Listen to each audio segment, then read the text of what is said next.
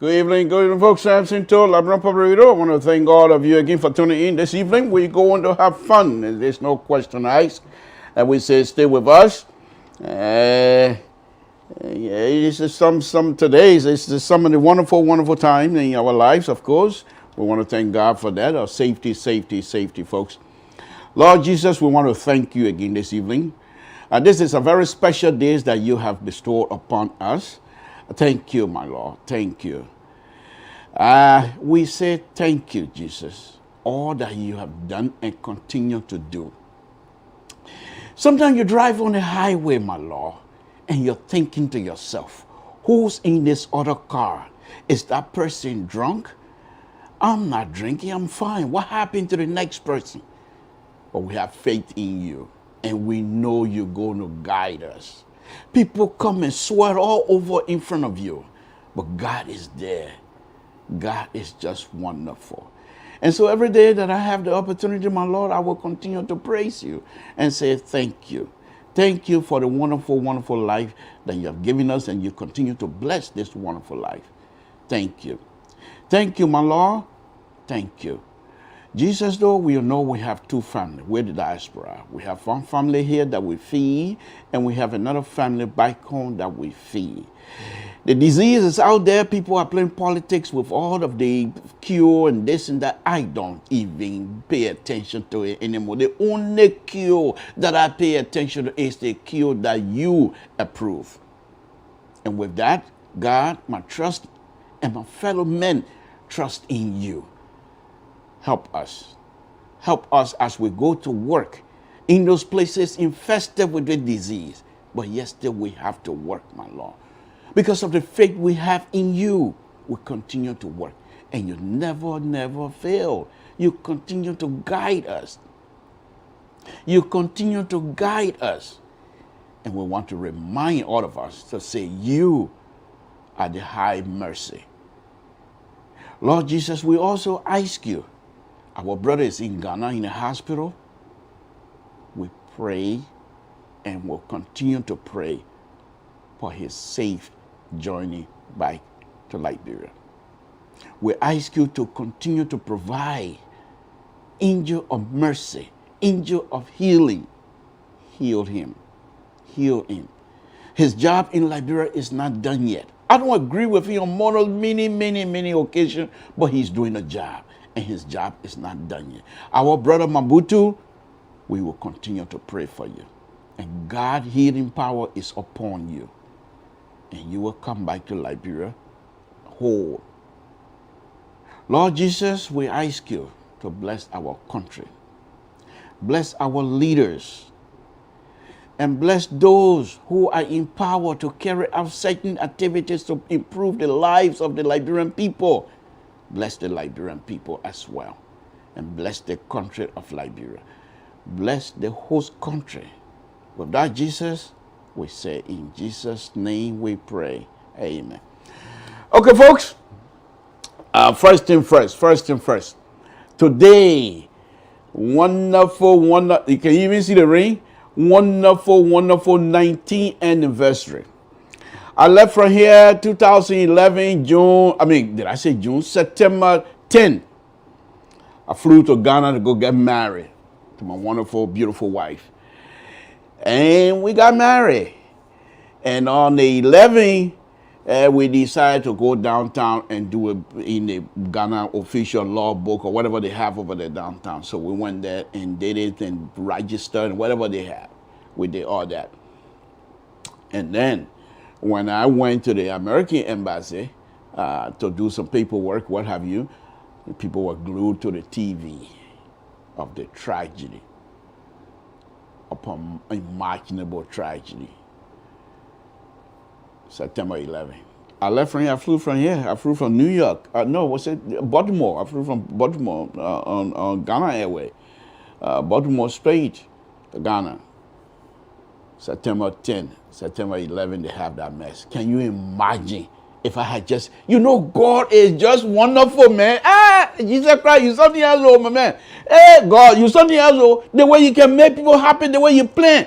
If I were to say, they 1 year, pa, let me delay 1 minute, I was not going to go get married. But God said, something. I said, yes, my Lord. He said, go, now. I said, thank you. He said, yes, the time set. I said, thank you, my Lord. I will follow you. September 10, I left from here. September 11, they shut things down. That's law. That's the doing of Jesus. And we said, thank you. Today is my 19th anniversary. 3 beautiful kids. The 4th one is grown, so I don't count her anymore. She got her own kids, so she's not part of us anymore. She's gone out of the house.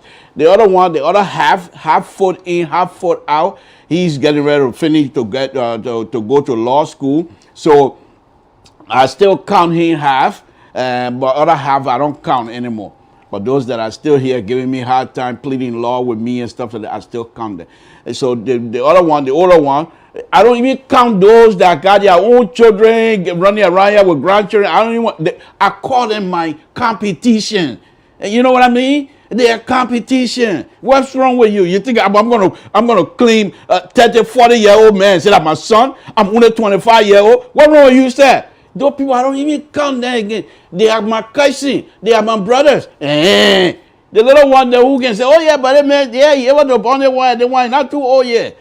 But the girl, she got her baby the last time. I don't even count her again. Baba.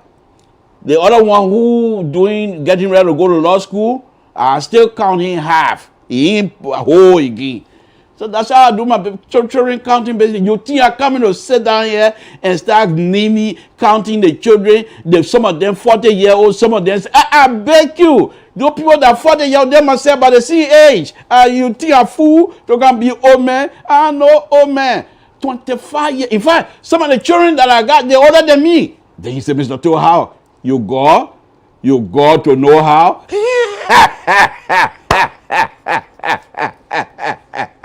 Folks, this is Samson Toe, Labrador Public. I'm enjoying myself. I have all my kids and they're doing well. I want to thank God for the blessing. Thank you. Folks, we have with us the president. Now in the studio, I wish the president, won't it be something? A Dr. We are right here in my studio. I will kill Carl. No, I'll not, because they're doing cow killing business too much in Liberia. I'll not kill cow. What one I will kill a Dr. We are in my studio, folks? What would I kill? I'll kill catfish. I won't even get, no, if he was here, folks, this little going to be screaming over. But anyway, we have Dr. Weir, president of the Republic of Liberia. So let's have him, Dr. Weir, president of the Republic of Liberia, who is, here we go again today. Samson, why will you not even think twice? Okay, well, I'm not going to worry about it. You know who he is. That's the president of the Republic of Liberia, Dr. Weir. Duly elected. Duly elected. I don't agree with many of the policies, but duly elected. You're not here before? They said the man was duly elected. They say, I was at the inaugural, they say something to him. What wrong you said? The man was duly elected. 61.5%. He not to the Liberian people, say, what? They say, who that? He say, I say, what? You know he want a position. He didn't care. Tubman then king. They didn't get it. He said, They say, who that? He said, that ambassador we are. They say, Open. He said, yeah. Your son now. I want a position. What kind of position? Ain't senator already. He said, no. I want to be president. They say, begin. You sure? He said, yeah. I've been running BNT all the years. They say, they draw how? He said, I can do it. What wrong with you, sir? I'm from Gibraltar. I can do it. They say, you able. He said, I'm able. They say, Okay, say, wait more, ambassador. We are left consult ourselves. He said, what are you consulting for? I just want you. They say, you better put in Liberia on the map. All these, you have the position here. But we'll give you the position on a certain condition. He said, what a condition? He said, the Liberian president will got constitution. He said, I respect that. They say in 6 years, if you want to sing George, you will come back. He said, I don't mind that. I will come back. So Samson Toe and his type, were over here in the United States, in the diaspora. They may know the job. You will not get the man the job. You will get the job to Liberty Party. The man that consular, he know law. You will not get the job to the man. Liberian people say, Mr. Toe. I say, yeah. I say, look, this is a man we want. And we ask you as our brother and Liberian, respect our view.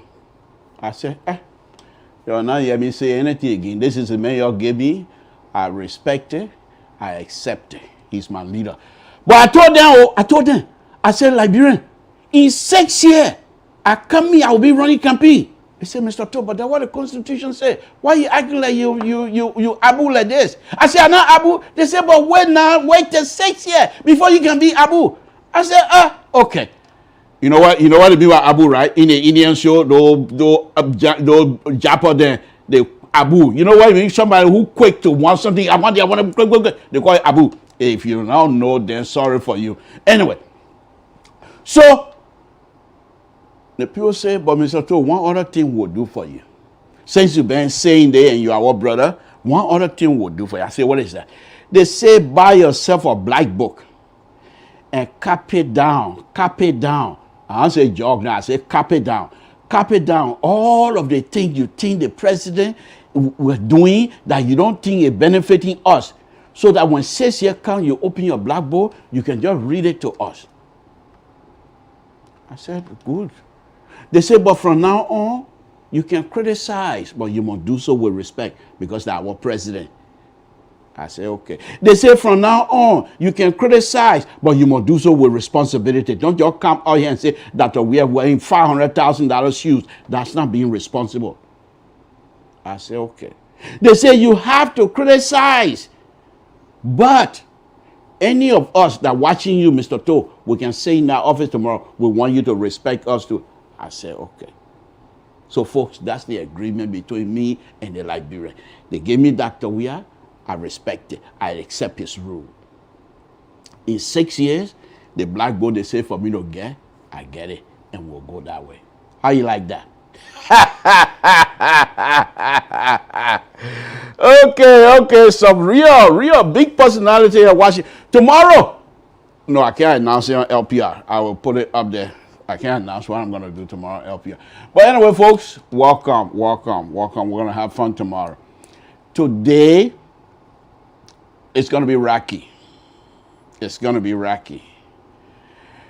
You know, on a very serious note now, you know, sometimes in life, something happens. And then you say, those of us who believe, and then you say, but God, why? Why does it have to happen to me? And then God will say, who you want it to happen to if it's not you. This is why I already signed. I can't change it. It's already signed before the earth was even formed. So why you want, because it happened to you now, why you want to question me? Then you say, okay. And that okay you have, accepting what God have signed, even though you're in pain, even though you're hurting, but the fact that you have accepted it, sooner or later, most of your question will be answered. And this has happened within the last 2-3 days to me. I normally don't discuss this subject matter because I want to talk about it in terms of defense and in terms of trying to say don't discard art and stuff like that. But tonight I'll go a little bit deep here. And if any of these people dare to challenge me, Samson Toe from Toe Town, Basson District, Grand Jide County, let me say again, Grand Jide County, Republic of Liberia. Any of the people who I'm going to be talking about here, if they dare to challenge me, I will have my show. I have, folks, I'm not boasting, but that's one thing God has done for me. Besides blessing me with a beautiful family and whatever he has given me over the years, he has also blessed me to be, in terms of Liberian history, before, I'm talking about when I'm old, I can't say I was, but when I started knowing myself and history started hyping, since 1971, God has always put me in position to witness. And so people that I'm going to be talking about tonight, my brothers and sisters that I'm going to be talking about tonight, if they dare me to say they want to challenge me negatively, instead of us to find way to get us to work, then I have to make my sure I'm going to do this just like I did with family trial. But this one is going to go deeper. I know more. But what good will it do you? The fact that you know, then you want to blab it out. Some of them are painful, not to me alone, but painful to other people. So why do I want to rehash those things?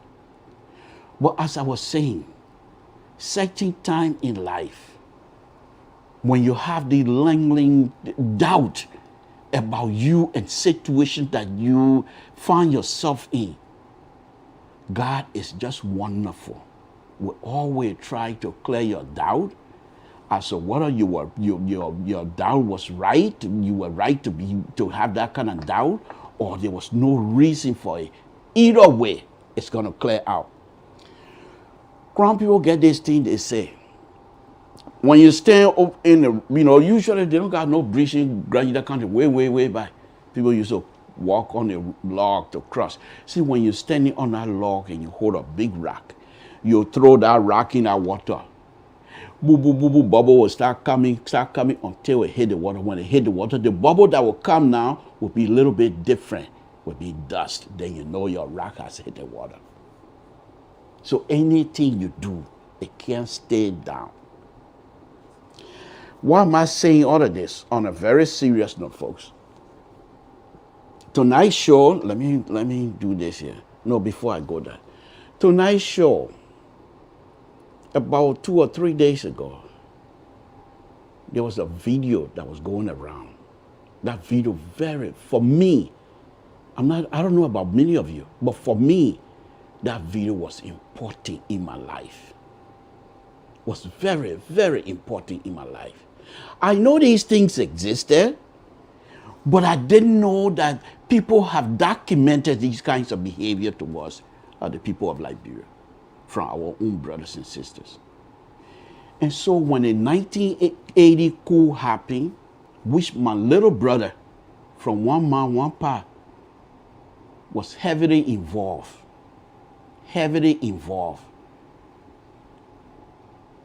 killing people in the name of revolution. So all these years, I've been asking myself, not about people, when I'm driving long distance, these things come to mind. Was it right? Up to now, I don't even believe that anybody should die. No, far from it. I don't believe that. But was it right to have a coup, even if it didn't kill anybody? Was it right to overthrow a sitting democratic, well, to them, president? Was it right? Was it right?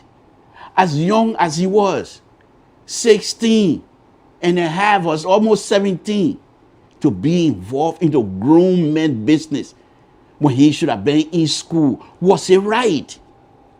What has he put us in? Me and my sibling. Then the other question is, so Samson, what if he wasn't involved? What your life would have been involved? What would your life would have been like? Why if there was no coup? What would have happened to you? All of these things, those of us that are truly connected to the 1980 coup, I've been debating over these years.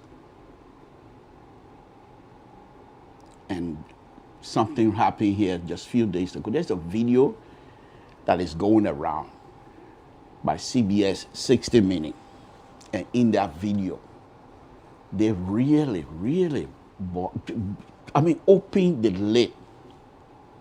And then when I watched it, I told myself, okay, I think besides the killing, which I don't condone and which I don't endorse, which I don't like it. This is how much I don't like about killing business. In 1980, when they were doing the execution in the BTC, I was at the barracks at the time. But when the first group came and I heard what was happening, I took my stuff. I went straight back to Ken Johnson. I don't want to watch it. I didn't want to even be around. I never watched it. There's somebody right now, I hope he's watching, he's in Minnesota, he know about this story. Because they the kind of name they have for me? Scary Joe. It wasn't that I was afraid, but I don't like those kinds of stuff. So I'm not condoning that. But what happened? What happened? And many of you were not even born at the time. Many of you have no clue. All you know is Dr. Weir is in power and the government is not working, or the government is working. So we come out here, we criticize, we praise, but we have no clue. Many of us have no clue of what it takes. Why did we get here? How did we get here? And this, I'm going to do my best tonight to disabuse you a little bit. And I'm not here to praise. I'm not here to be singing and dancing because people die. These are our brothers and sisters.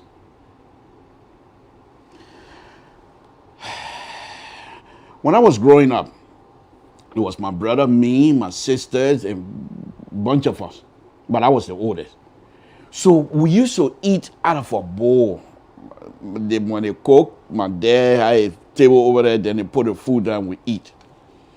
So my little brother, the one I'm talking about, Nelson, he used to eat, and we eat together from the same pan. But he used to eat faster. I can't eat faster, okay? And so, and don't tell me, those of you from the countryside, don't tell me you never had that kind of sibling rivalry in terms of eating. So when I put, with no spoon, you use your hand. So when I take, after you like that, I say, okay, I will teach the piggy something. So then I will take one big one. I put it in my mouth. I can't chew all together. I got to go drink water. So after a while, I told myself, I'm going to teach the children some sense. I'm the oldest. So as you eat, when the rice start going down, those of you from the countryside, you know what I'm talking about. As the rice start going down in a bowl, okay, the other person is supposed to decide, okay, this is me, I'm out. Then the next person to you say, this is me, I'm out. And everybody, as the age, you start taking last one, then the baby get the last one. Okay? So what I used to do was this. I don't rush. At the end, then I take one big, because by that time, as soon as my father watching you to see who I stupid, then I take one big one. Nothing good left for him, my little brother now to take. And he's about to put some back. I said, I'm not putting nothing back. I just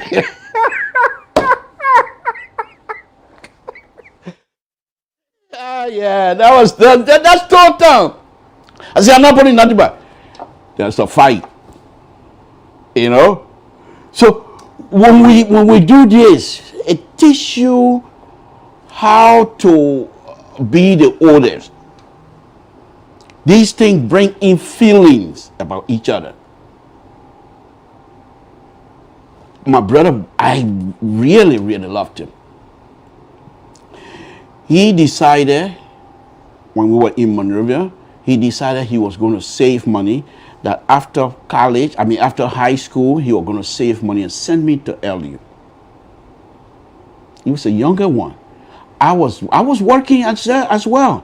But I decided at the time, my thing was, I'll work in a Lebanese man's store and let him pay me enough money for me to pay my rent, buy my rice. The rest I want clothes because I have to go to EJ Raw. But he was saving for me when I'm done with high school to go to LU. But before that, all of these things came about when we were growing up. We used to go to Ivory Coast.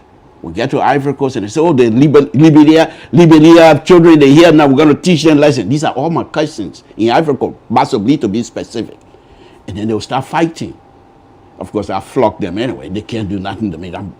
I'm not boasting. I people. In fact, there's a young man right now. He's not a young man. He just as me. He's in Minnesota right now. He and I went to the same place. Possibly one time he started a fight. He's lazy. I have to come and defend him. So every time we go, they ask him. I don't want to call his name. He said, "What you do? Nothing. My fighter here." So I'm not boasting. But anyway, he and I became very good close. So everything he did, he has to tell me. That was the agreement when we left mom and dad. You have to let your brother know what you're doing and what you're not doing. So, anyway, fast forward. So we get to Monrovia. Madam Bertha Baker Zango took me as a son. Took me to Minister of Education. Gave me a job, cadet job. Send me to Wilson High.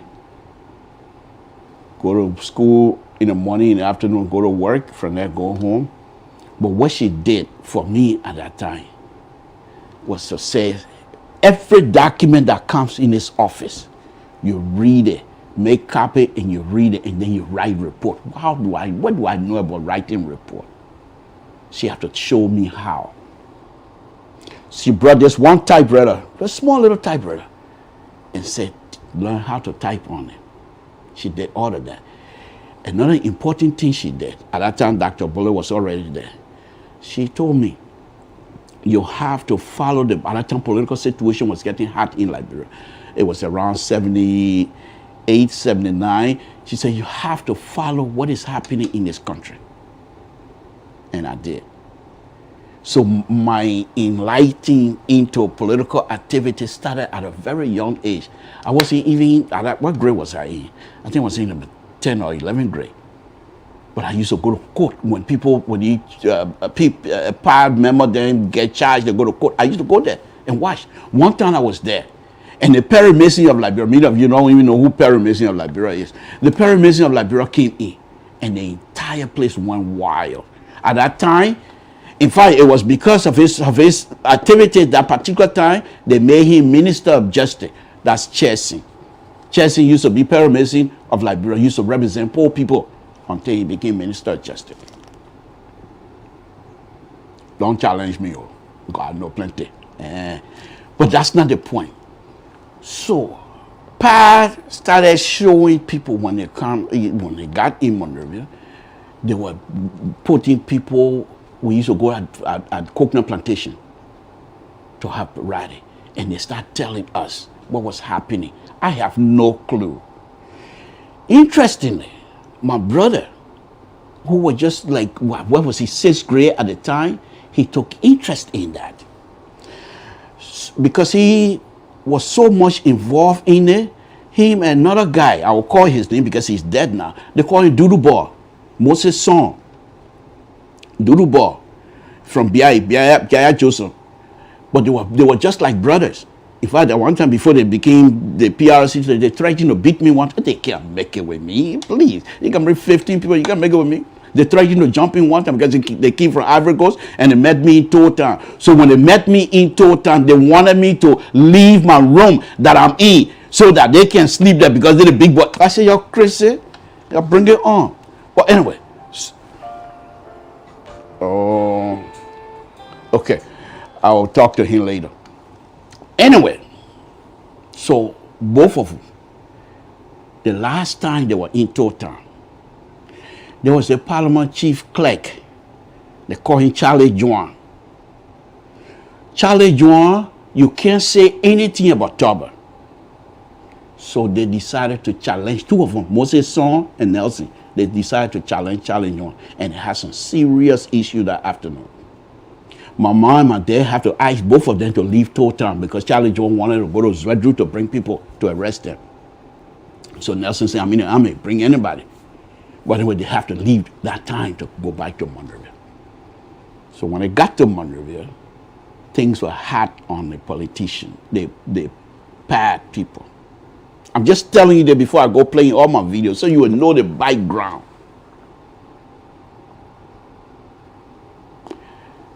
PAD started having meetings from time to time. We will go there. Samson Toe will be part of that meeting. And when they finish talking, people like Gabriel Bacchus Bafi then, Oscar Quia then, when they finish lecturing, you want to eat people raw. You want to eat this, all the video that I'm going to be telling, they used to talk about it. But we never saw it. I know I've never experienced that kind of hardship like that. But people were going through it in Monrovia.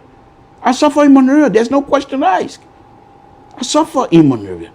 No man, no power, until Madam Baker, Dr. Baker Zango picked me up. I suffer. I know that. But when these people started telling us, I started getting involved. My little brother was already involved. So make long story short, 1979 rice riot. Saturday. If you want to look it up Saturday on a Saturday. I went to the office to do whatever I have to do, clean up whatever that I have to do, because I'm a kid there. I have to clean the office too anyway. So I went to the office, but it was not my intent was not to go there to go work. I went early in the morning so that I would see people, because the Ministry of Education, you right there, whatever, not around, what's that street name? Forget it. I don't remember the name of the street right now, but it's the street between Ministry of Education and Finance. whatever you know what I'm talking about. My intent was because they were people were supposed to be coming from New Crew Town, and that was the street they were going to be taking to go to PAR office. So I was there waiting. After a while, about 10:30, I said, let me go down there. I went down. PAR office was right behind PUA. Now, PUA, if you are in Liberia and grown up man, you know what PUA is. I'm not going to say that.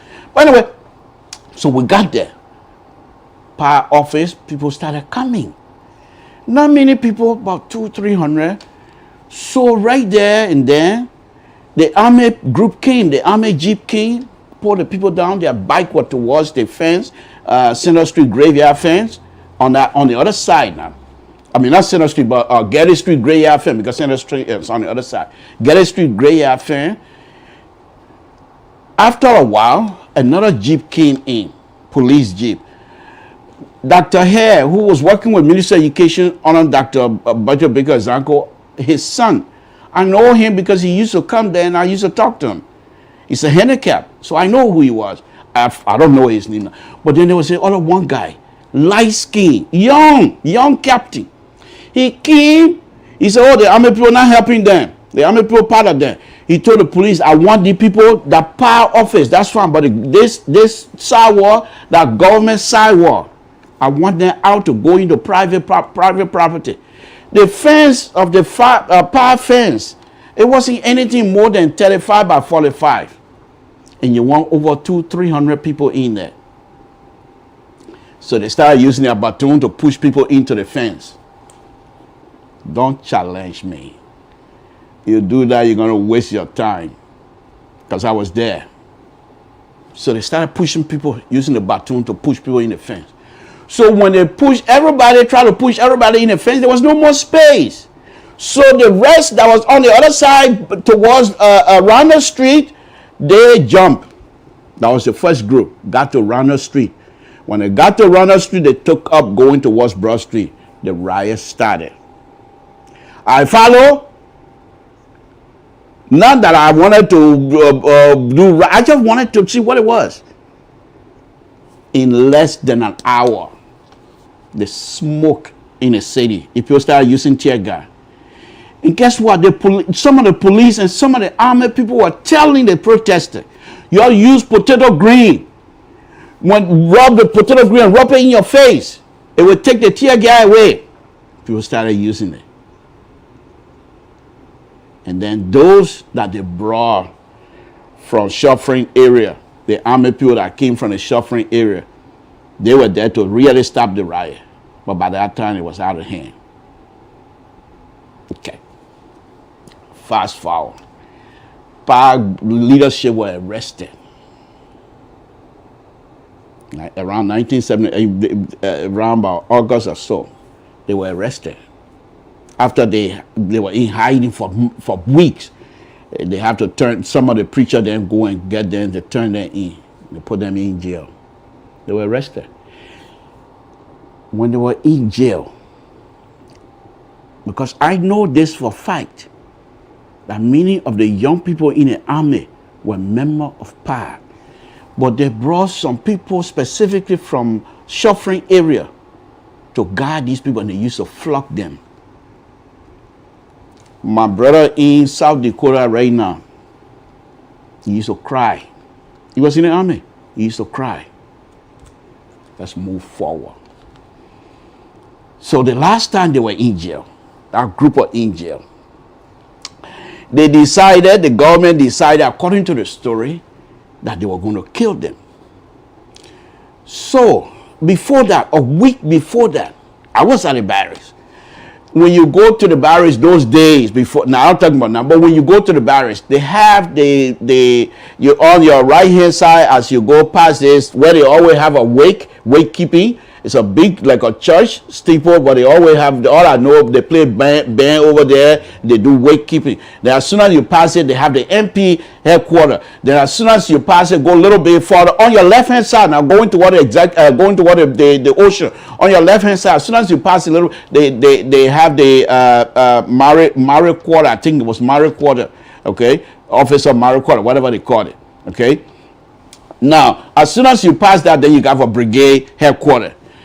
On facing you, as soon as you pass the field, they have the armored building line. Then next to it, on the east of that, okay, because I was south, okay, south, west of that, okay, west of that, they have another building, long building, but that building belonged to the band people.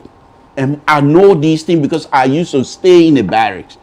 I spent many years in the barracks. My father my uncle, I call him father, he used to be chief of band. So I know these things. Okay? Don't make me start naming people right now. One of the friend, I saw his picture the other day and I said, are you so person in the 70s? And the person wrote back and said yes. Okay? But anyway, so interesting thing. Nelson has his apartment, if you want to call it, right here. Next to him, guess who apartment was? Thomas Kuomba. So before all of these things, I used to go to the barracks a lot. So Robert told my brother who can sing Ayi Barrow's song, he also was in the army. My other brother, Anthony Bly, he used to be in the army as well. Okay? So anyway, we used to gather there and play checker. So one day, A.B. Tubber came to the barracks. And he started throwing money, coins. So Nelson jumped out. This I will not forget. He jumped out to go and pick up fast. So when he picked it up, I think he brought about 75 cents or so. So Kuomba told him, he said, go throw it back. The man throwing a bad law, you picking it up, you giving him your good luck. So Nelson went and threw the money back. But by that time, they were friends. Anyway, so make long story short. So anyway, they have in their whatever friendship they have, they put themselves together. I'm not going to tell you everything on that until I'm challenged. When I'm challenged, then you'll be ready. Get eating your being people's stomach for too long. You'll be as soon as anybody you part of the group I'm talking about today, and you challenge me, and you see. Okay, so these people, Dr. Bole then got arrested. I saw Dr. Bole. This is a man who I adore, to be honest with you. Crown man, PhD, young. They put handcuff on him, took him to the barracks. So the news they were getting. Do you guys remember one guy they used to call Falavani? He was part of the coup. Falavani, young man, most likely in his mid-30s at the time. But he was assigned at the executive mansion. Another interesting thing. My uncle, he's my cousin, but I call him uncle. I don't want to call his name because his son is, I don't know what his son would think about it. But when he was in Camp Nama, Nelson used to stay with him. So when he came to Monroe and was assigned at the executive mansion, Nelson was there. So Nelson knew his way around the mansion like nothing else. Okay. Behind the mansion, we have another corner. He's somewhere in Worcester right now. I'm not going to call his name. We have another man. These are Crown people now. Another man called Bebo, assigned at the executive mansion as well, lieutenant. But he was very close to the top of family. Okay, let's move forward. So, when these people were in jail, they heard, the army people now, they heard that they were going to bring people from suffering to get rid of them. So the power member of the army people in our barrack, they said nobody going to kill anybody who will defend it. This was the first time that I heard about what was to happen in Liberia. So my brother came to me. In the afternoon, he was attending night school, for Christ's sake. So he came to me. And he said, I got something to tell you. I said, what's going on? So he told me, but the first explanation he gave me was, we were going to go, if the people come from suffering, they want to come and kill, we're going to defend them. So most likely some of us are going to get killed. He has his son. He said, I want you to take care of him. Explain to mom and dad that I just can't take that anymore. So I said, but what's your reason? True story. I said, what's your reason? You're making $125. You got a bag of rice in your house. Look at me here. When I don't get rice, I come over there, you give me rice. You're going to school. I'm here working for Ministry of Education. I'm going to school. So what you want to do then, you know what? At that time, they have just had a serious issue in Congo. Mobutu. They killed some soldiers in the street. I had the pamphlet. The time pamphlet was on my table with dead body in the street. So I told him, I said, you see this? He said, it doesn't matter. Somebody have to do something. I said, okay, if you want to do that, I'm going to have to send message to my cousin behind the mansion to say, he said, oh, I'm just joking. Because he knew now it was serious. He said, no, I'm just joking. Don't can't go spawn. You can't even take joke. So I thought he was kidding. I left it alone. About 3-4 days later, he came back. He said, Sam, you know, usually when he's coming towards my building, okay, he will start blowing whistle. We're not too far apart from each other, so it's not like I was way older than him, okay? In fact, when we're in Monrovia, sometimes I go and get some of his clothes and wear, then it will fit me.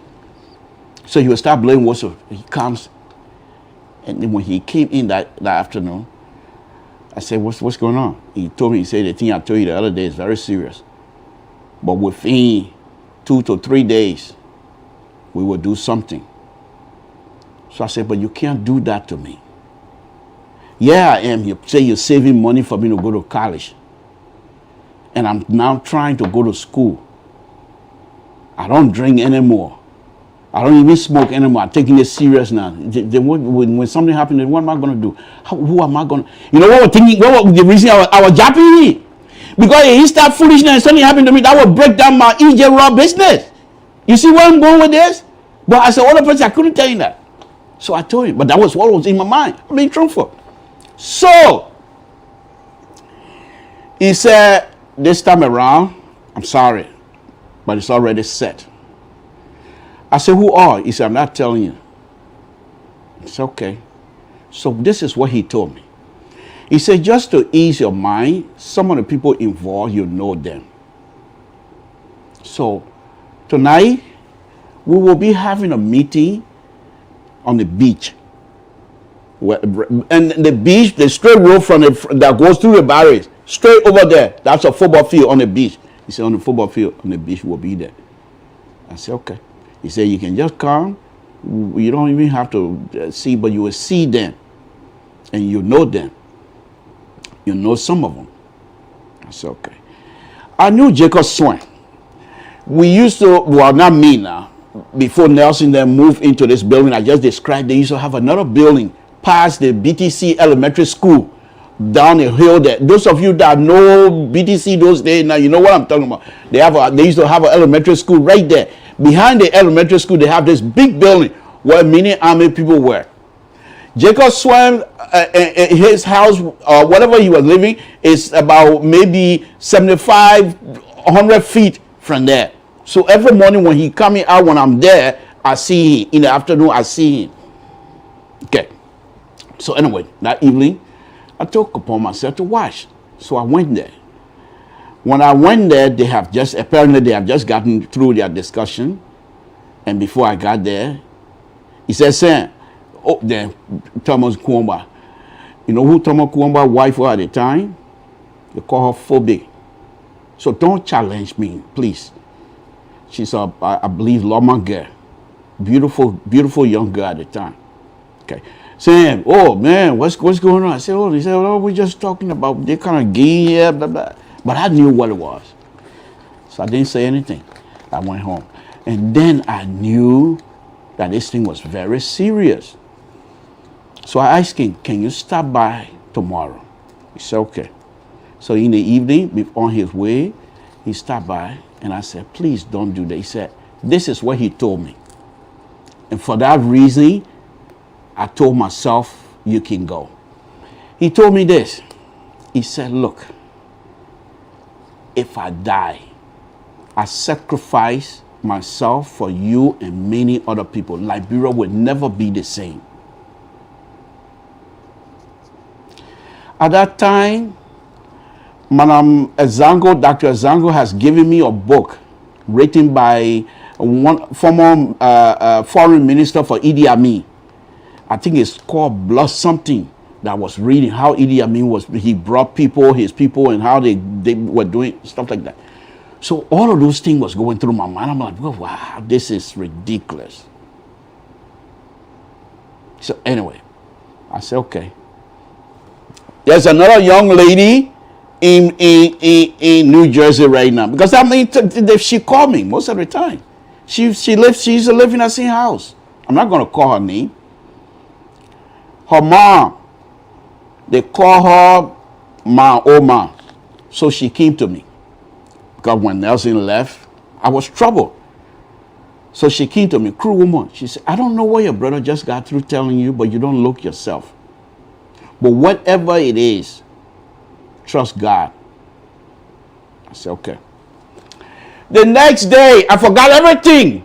I went to school, coming home. It's going to be a nice weekend. Coming home, get dressed and do my Egypt Raw business. My Egypt Raw and Moga business. You don't play with it.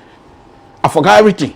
When I got home, the late Miller, George Sherrill, the late George Sherrill, my little brother, brought all the people from the barracks, or the wife, the kids, my little brother Ivan, then Joto, everybody. They came to the house.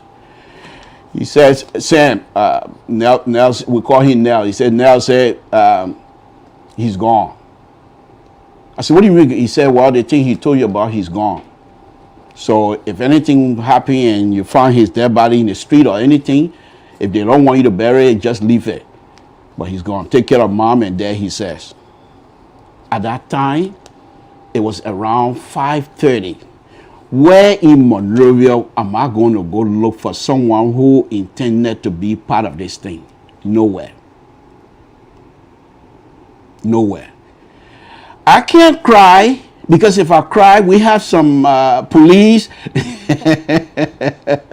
We have police. A police gentleman was living there. The same house, because the house they used to have rooms. They call them rooms. And policemen were living there. So when I start crying, big man, when I start crying, you say, but what are you crying for? What am I going to say? So my heart was turning. Okay. Nothing, no noise, nothing. But I wasn't sleeping. So one of the things my father used to tell me about warrior, he said when a warrior, he said in our area, when a warrior go to war, and the wife want to know what was happening, especially if you have a child, they watch that baby. And as soon as the baby start crying, that means something happened to that warrior. But if the baby cries, nothing happened. I said, man, my son, he's older. You must say we don't even we don't get along now. But at that time he was about what, 3-4 months old. I told his mom, I said, the baby not sleeping tonight. Anytime he closes his eyes, I say, you wake him up. I want to see. But he was not crying. So he wasn't sleeping. We went on. And then about 3:30, 4:30, I started hearing boom. I said, shit. Oh, excuse my language. I said, what the heck is this? What am I going to tell my mom? What am I? So I started imagining seeing my brother dead body in the street. Around 1979, right in the same area where I was living, another Baza boy, there two of them, two brothers. One was going to LU, the other one was just drinking. The one that was going to LU in the morning, his father found the body right there on Camp Johnson Road, right before us. So those are the kind of things that was going through my mind. What am I going to do? What is this? Where do I go? Do I go and complain? No. If I do that, what if they get caught? That means they're going to kill them. Okay. I couldn't sleep, going up and down. So the same lady, she died here. She came to the United States. She died here. So I'm not going to call her name. Okay? They call her Elizabeth. She's dead now anyway. But I'm not going to say her other name that people, when I call people, will know. But anyway, so she said, Samson, All this gun shooting, bro, and you up here, what's going on? So I said, my brother is involved. And there's a coup that's going on. I'm not too sure whether it's a coup or they're defending people, but there's something happening. He said, okay, calm down. What will happen will happen. I'm sorry. About 5:30, I was watching this little bit of the Nyama man, right? He married, finished college, has a master's degree, and got his own children, everything. He don't even speak cry anymore. Anyway, he think he American now. But I made sure the man was not sleeping. He will not sleep. God watch it. So around about 5:15 or so, my brother came. He started whistling. As soon as I heard that, I knew I was in. I ran to the door. He came. Folks, if you were to see this 16, almost 17 young man, you would not believe. Besides his M16, he has all around the pistol that he collected from these people that were guiding as they were going from floor to floor, that he collected. He brought them. I think when I counted them about because they had a band they can put on. You know, they wanted, I don't know, the strap. So as I think I counted them, I might be mistaken, but it was more than 11. So he said, put in your cover.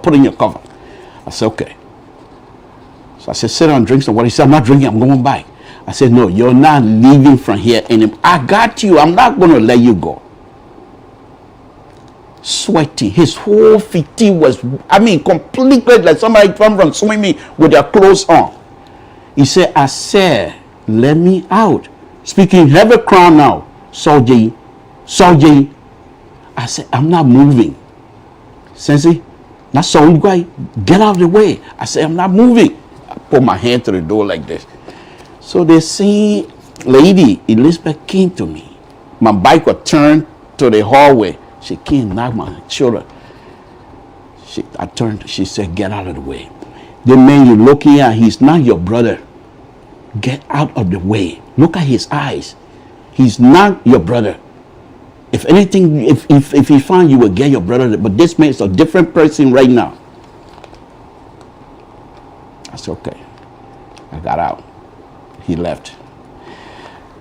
I didn't see him again until about 10, 11 o'clock or so. By that time, they've already been, the announcement, everything was done. Okay? Now, if I'm challenged, then I can go into more detail what happened. But people going around saying the Victoria Toba wrote a book, please spare me that. No foreigner was involved. They were shocked. Before that, you know who was supposed to have carried on the first one? William Jebo. Those of you who play football, William Jebo used to play for St. Joseph. Very good football player. William Jebo used to be a drill sergeant, one of the best army. When the men dress, you scared already. When he dressed, he ain't got to say anything. He stand before you, you scared already. You all know who I'm talking about, William Jebo. But he was stationed in Suffering. He was killed later. Anyway. So this is what I want you, that's how much I want you to know. Okay? After the coup, things didn't settle down right away. Things was rocky. In the evening time, they were going around, including my brother and everybody, they were going around to some of these ministers. And he was one of those that were assigned to bring the justice minister in. And he got shot. And the bullet, you know, I'm saying it now like I'm kidding, but I know my brother and my sibling, then they know about it. He had a big, in the hair. The bullet went through the hair, took the hat off. You can see the bullet mark on the hair. I'm rubbing my hair now. Okay? But the point that I want you to understand here is this. Yeah, I'm deep throat tonight. I'm not fooling around. Because these things you have to. When people don't know history, they want to talk about it. They have no clue. And the interesting thing now, but I'll make that interesting point later. But anyway, this is how far I want to go. I'm not going to go into what happened at the executive mansion. And this story was not just from my brother. He never really told us much. It was other people. In fact, that afternoon, that same cool day afternoon, God is there and he's watching me. Abraham Colley, Jeffrey Batu, I think Swan, and two other guys, Father Vani, they came to the house, to my place. What kind of food again? Dry railway, okra, we ate. And that was it. We gotta go. Every time they come, we gotta go. Okay? This is how far I want you to. So the fight here is this. I'm not just somebody here running church, even though I didn't do much, but I know. All right. I'm giving you the background. Let's go to the show. Dr. Weir picture is still there. That's fine. Let's go to the show. Okay? All right? Now, that's just the background. 1980. Okay.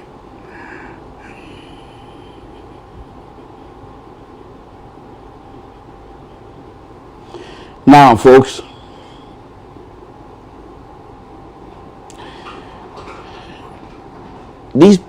our brothers and sisters, the Conquer people, the American Liberian, came to Liberia, and you know the history. I'm not going to go through the history. But quite recently, I told you already, all these years, I've always had some sort of a feeling, some doubt. Why must Liberia go through this thing, especially after the Civil War? I sometimes blame my brother for even being part of it. I sometimes say, if these people had not done it, maybe Liberia would not have a civil war. But then when do you have revolution? When do you free yourself? In any revolution, people will die. And so the death of my brother is not so much of it is painful. He's my brother. But in terms of the overall scheme of Liberia, I'm okay with it. Because I know now Liberia will never go back to the two-week party days. No, it's finished. We're messy. It's messy right now. Dr. Weir, they don't know what's going on. They know what's happening. We're all, you're not doing it. We're growing. We're growing. We just got out of these people yoke. 1980 up to this point. We ain't even 50 years yet. So we're growing. Liberians are growing. For 133 years, you can't say nothing in Liberia without these people being involved in your life. So now, you can have Abraham Dallas Dillon can stand publicly and disagree with the president. We're growing. You have Yeke Koluba can stand publicly and say the president are thief. We're growing. We're not going back. Those days, you come and accuse people like that, you're going to Bella Yala. So we're growing. We're not going backward. And I'm here again here this afternoon to tell you, my brothers and sisters, it's going to be rough. It's a rocky road. But we're moving forward. Liberia will be there. Liberia will get there. As long as people start at nuclear war stuff, Liberia will get there. It's going to take us some time, but we will find our footing. My thing that encouraged me right now is the young Liberian. They came to this country or go to Europe or whatever. They're not sitting down. They're educating themselves. That's a sign of growth. That's a sign of growth. And these young people that are educating themselves, if you have 50, 60, 70 of them go to Liberia and get themselves involved into politics, they will eventually come to a understanding how much Liberia means to all of us. But people have to die in order to get there. Now, before that, before 1980, like I said, I used to stay in the barracks. I know, but I was staying in the barracks. And folks, I'm not trying to start any kinds of conflict or any. Who am I to start conflict? But I'm not here to disparage anybody. But these are things people used to do. When the people came, I was on here at the family trial. At the family trial from start to finish. I was here telling you about D12. D12. He went against Tubman. And Tubman decided to put his own people against him. And one of the good things we have, and it's still happening, hopefully Liberia will get out of it. Those who have the brave mind among us to challenge the power that is, we cut them down. We ourselves, the Liberian ourselves, we cut them down and pledge our loyalty. Not support. Two different things. Our loyalty to the leader. One person. We're still doing it. But this thing is going to be, we're going to get out of it. I know so. I know so. We will get out of them. We will get out of them. Because sooner or later, many Liberians, especially these young Liberians, they will find that this thing is not helping us. We're going nowhere. Either we work together or we're going nowhere. So, as I said, and I'm continuing to say, I was a little bit kind of hurt, you know, with all the issues and things like that.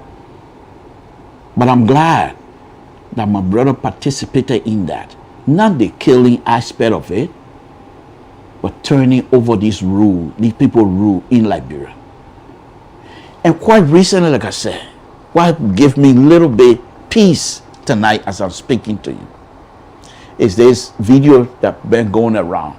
So I got hold of the video and I thought to myself, okay, split it up into pieces, into little pieces. Because in every video you watch, there will be a certain part in that video that says a lot about the entire situation that the person is trying to describe. And so I did that. This is 1980 cool leader there. On your right hand side, or when you're facing the camera, that will be your left. That's Wesson. In the middle, that's the Dr. Dole. On the far right, that's Nelson Toll. Okay. Now let me just do something here for you, folks. Samson Toll, Liberian Public. Let's go ahead and listen to this one.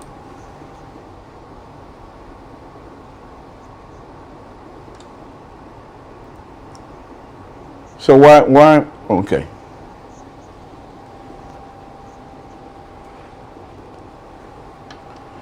Okay. I have music attached to this, but apparently the music is not playing. Okay, that's fine. I don't need to play that anyway. That's fine. Let's go back. Let's go back. Oh no, sorry. This is it. This is what it is. All right.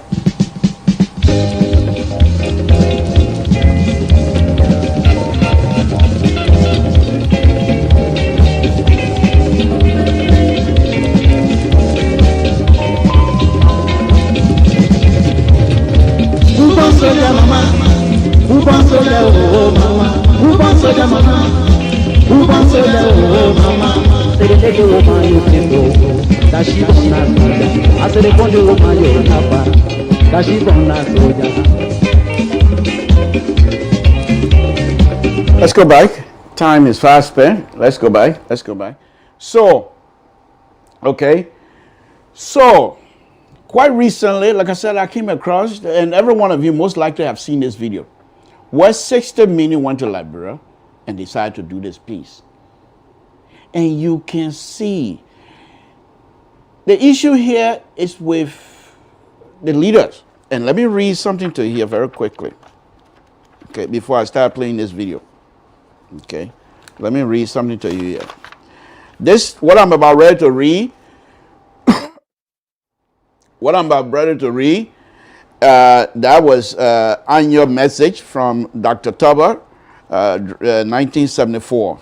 So 3 years into his presidency, folks. So let's go ahead. I know I have it down here. Just bear with me. Just bear with me. That's the point. If you have followed me the last time when I did the formula trial. Okay, where is it?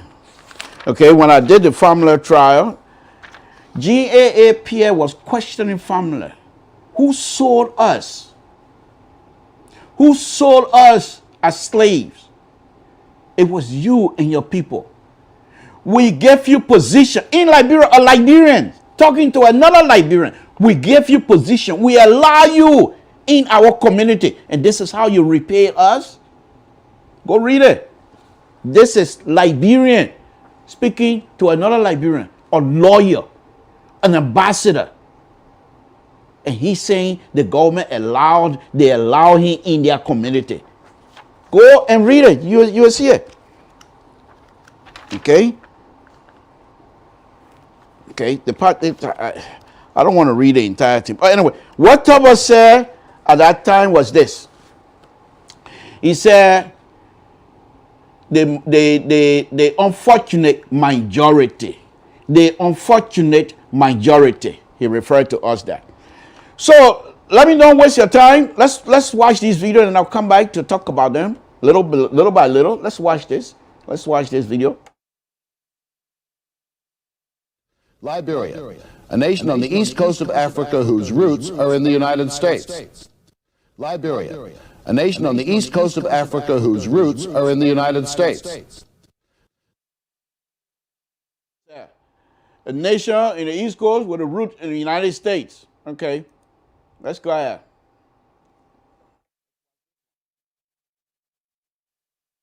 Liberia is free of those things, but it suffers from a different, less newsworthy kind of African sickness. The sadness and seediness, petty corruption, and grand larceny, black and white mischief. You'll find it all in Liberia. Liberia calls itself a republic. In fact, it is an oligarchy, ruled by a few, but the few that belong to 300 families descended from the original settlers. Families who are at the top and see to it that they stay at the top. Liberia is free of those things, but it suffers.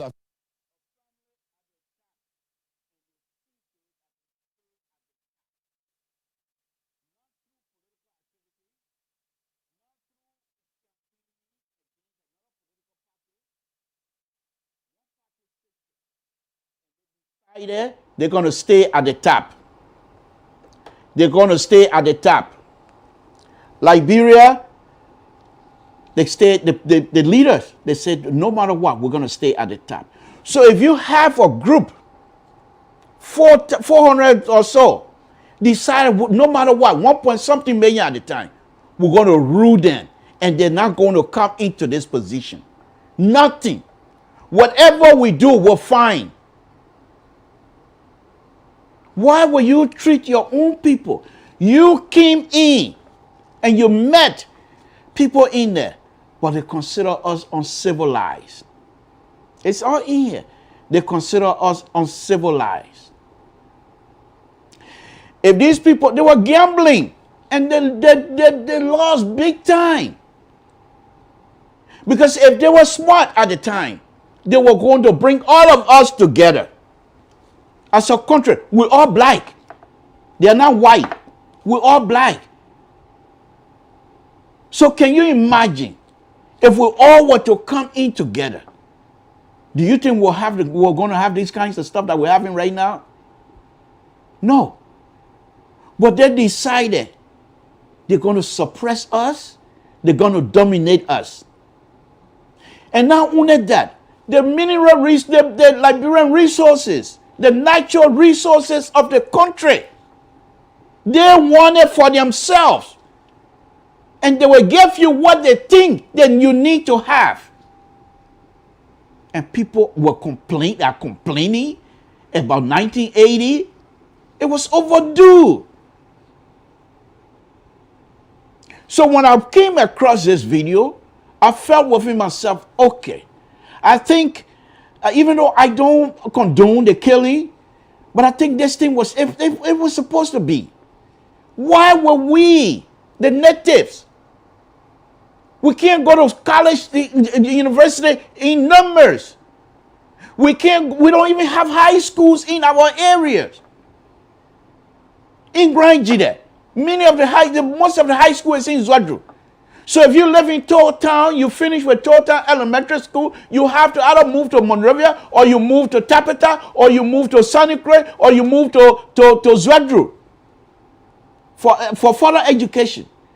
You're leaving your parents behind that's supposed to be your support. So many people that don't have the ability to withstand tough time, they say, I can't deal with it. They come back home. You know what they have done to us? Only the few that don't care for life. That's the only way you can penetrate this whole education business in Liberia at the time. You come to Monrovia, you don't got no power, you don't got no mind. You do whatever you have to do. Not stealing. Because most of the people that were stealing, they were not going to school. So whether you go hungry or not, you think why they have this, what they call hard time brisket in Liberia? You think people just get up and start calling it hard time biscuit? Why these people were eating good food? You'll be lucky if you can get pusawa with rare oil. Your mom selling in a baker market just so that you will go to university. And when you get out of university, you are at the mercy of these people, your own brothers. And so what are you going to get a job?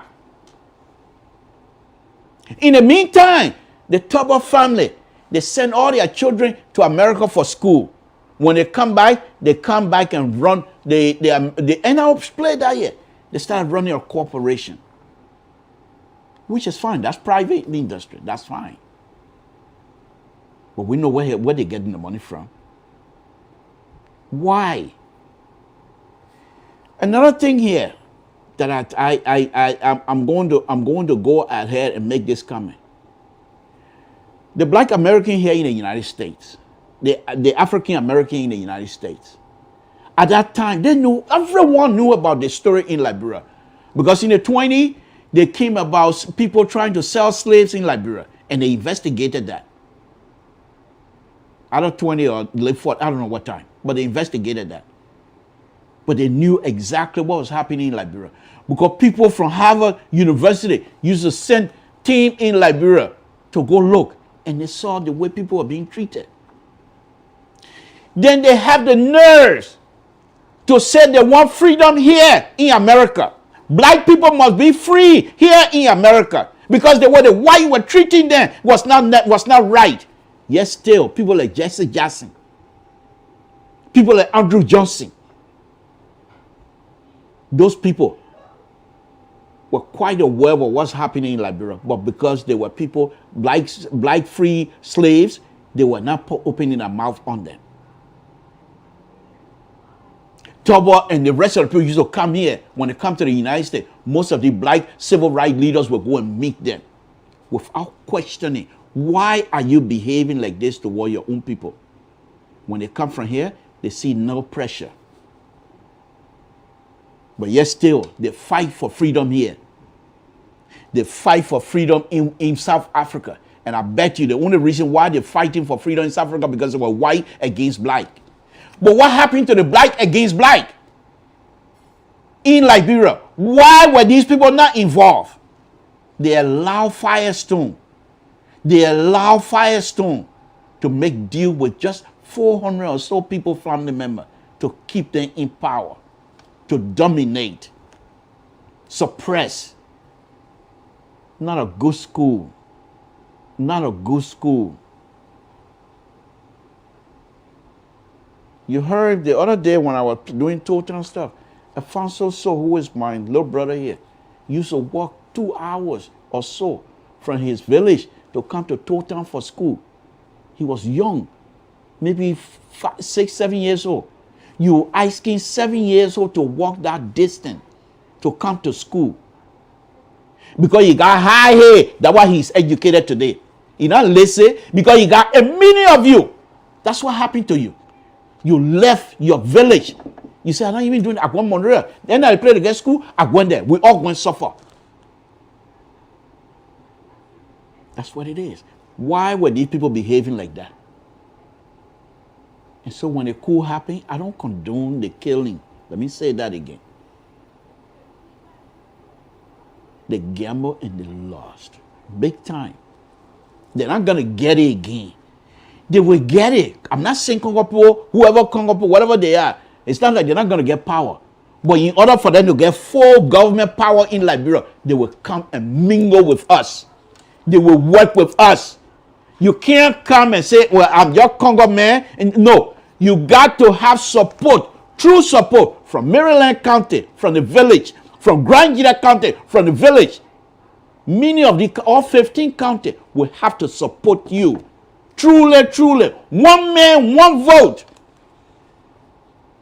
That's all. That's the only way you're going to be as a Congo person. If you consider yourself a Congo person, which I don't think there's any more Congo or whatever. But if you think you're civilized more than the country people, you will not get that kind of power unless you come through us, the natives. And we'll vote for you. As long as you have the interest of the people. Let me play this other video. This is something that you shouldn't, as a country, you shouldn't do that. Teaching everybody. If this was something that we came on, and you said, well, you met us here anyway, so what do you want? Well, you came and met us with our natural resources. They allow you to say, yes, come in. You were not plenty. 4,000 or so.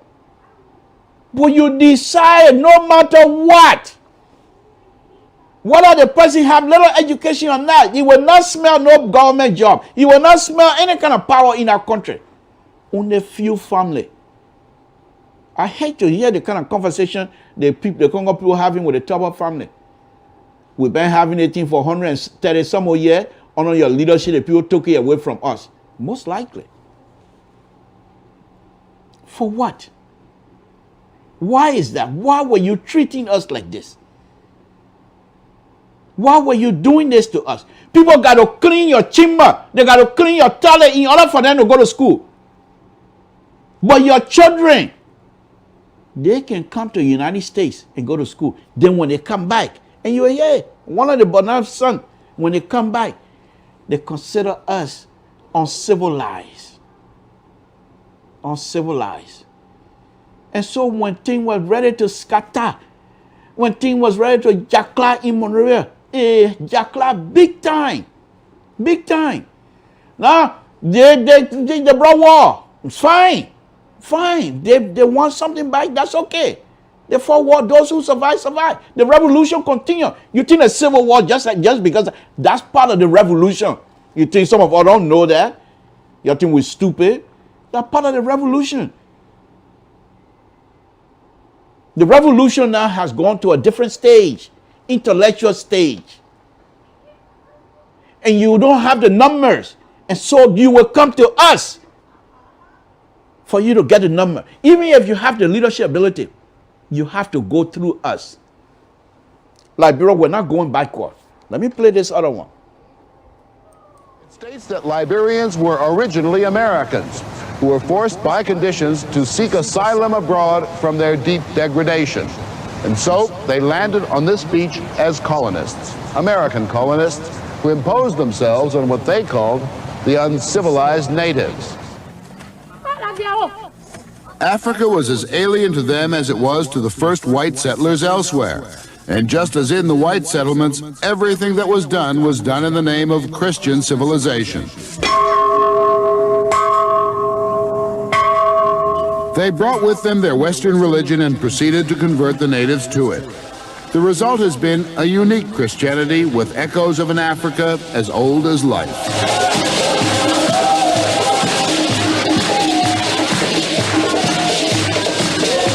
It states that Liberians were originally Americans who who were forced by conditions to seek asylum abroad from their deep degradation. And so they landed on this beach as colonists, American colonists, who imposed themselves on what they called the uncivilized natives. Africa was as alien to them as it was to the first white settlers elsewhere. And just as in the white settlements, everything that was done in the name of Christian civilization. They brought with them their Western religion and proceeded to convert the natives to it. The result has been a unique Christianity with echoes of an Africa as old as life.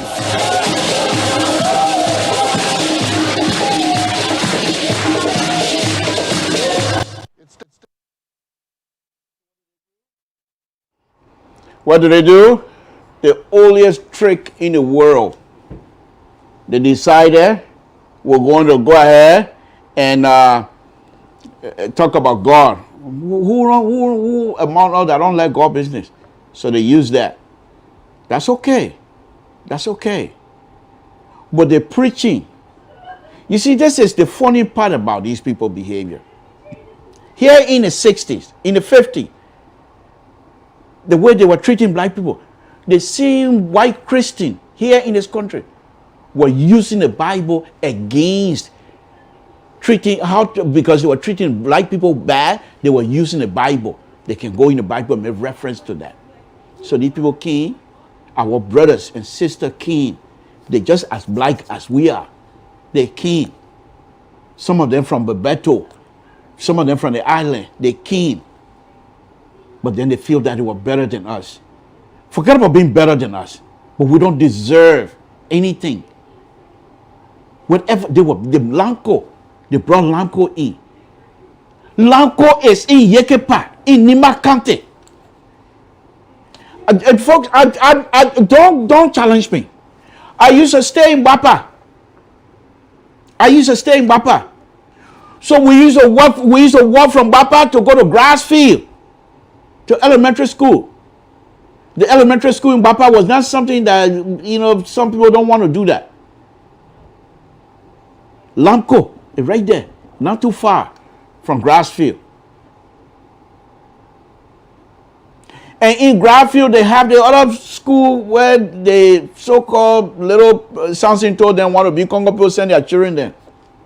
I'm feeling forgetting the name of the school. Okay? But the main thing is, they're getting the money. But they get the money for themselves and educate their children. Why is that? Because they want to make sure that their children continue to dominate. So when something tell y'all be careful how you vote. These things have happened before. They will happen again. The people you put in office, whether you're from Total or not, question the person. Because when that person gets in office for 6 years, 9 years, whatever money he's making, he will send his child to school. And the child will come back with higher education and most likely going to be leading and rooting your children. This is how it starts. The opportunity is there for us to rebuild this country, all of us. We have to do it as group, as one. Congo, no Congo crown, no crown, everybody together. Okay? I'm showing you this. Okay? You just saw what the guy said, that they consider us not civilized. Not civilized. Not civilized. Not civilized. For what reason? You got Lamco. I'm not talking about right now. Right now, Lamco is not the same Lamco of before. You got Lamco. I was in Lamco myself. I was in Yegepa too. Why is it that places like Lamco, places in Nima County? So, okay, you only let the rest of the people. But Nima County produce most of the wealth in Liberia. Why is it? You don't even, in the 70s, 60s, 70s, no university in Nima County. Their father then work in places in the iron ore business.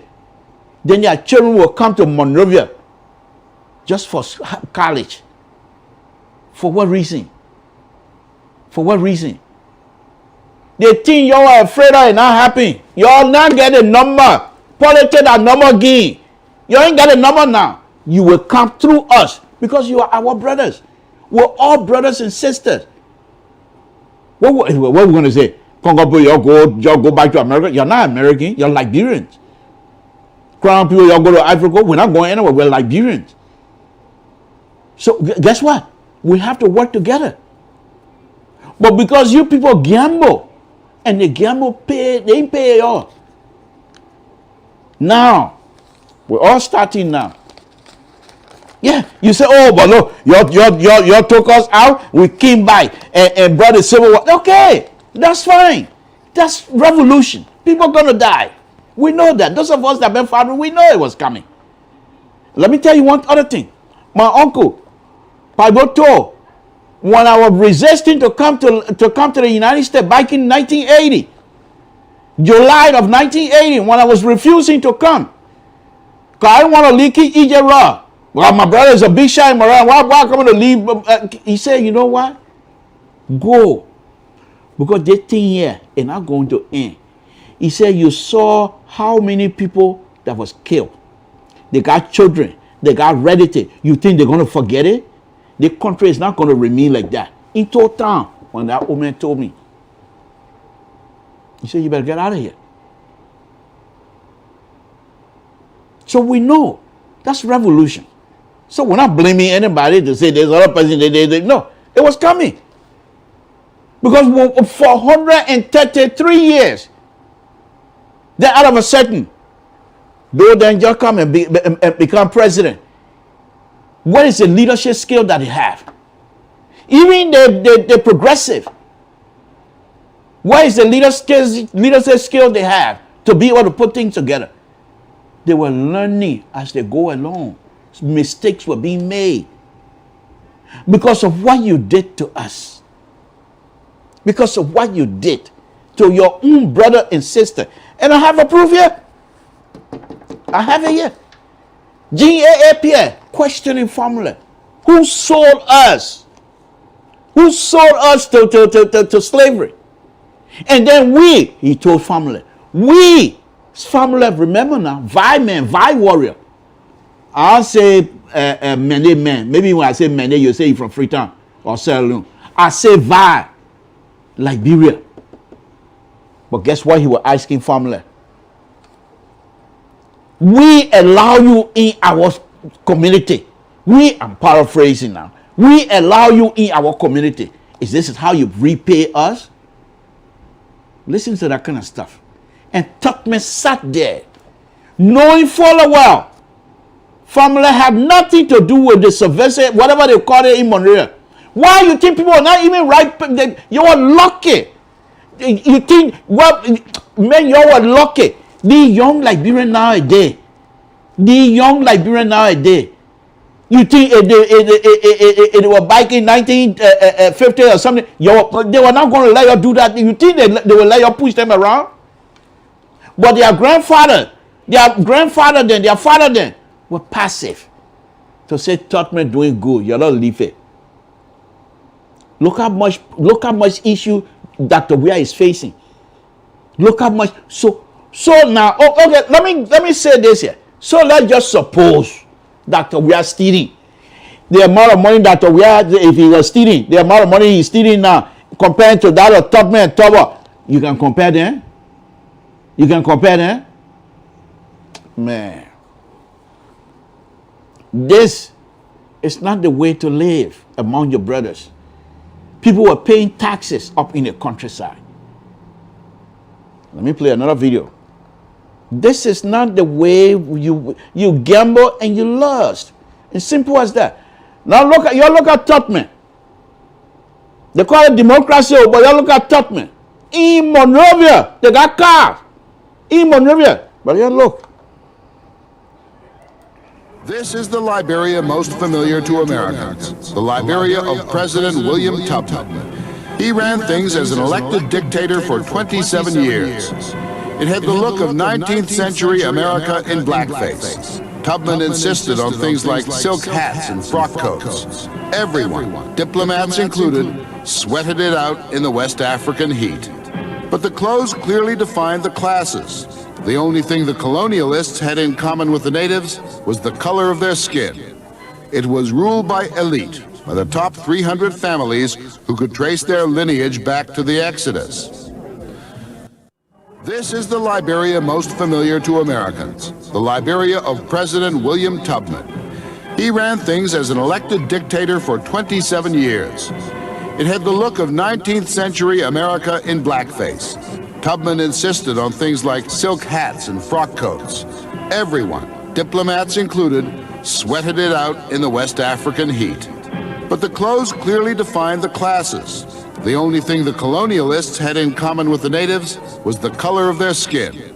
It was ruled by elite, by the top 300 families who could trace their lineage back to the Exodus. This is the Liberia most familiar to Americans, the Liberia of President William Tubman. He ran things as an elected dictator for 27 years. It had the look of 19th century America in blackface. Tubman insisted on things like silk hats and frock coats. Everyone, diplomats included, sweated it out in the West African heat. But the clothes clearly defined the classes. The only thing the colonialists had in common with the natives was the color of their skin. It was ruled by elite, by the top 300 families who could trace their lineage back to the Exodus.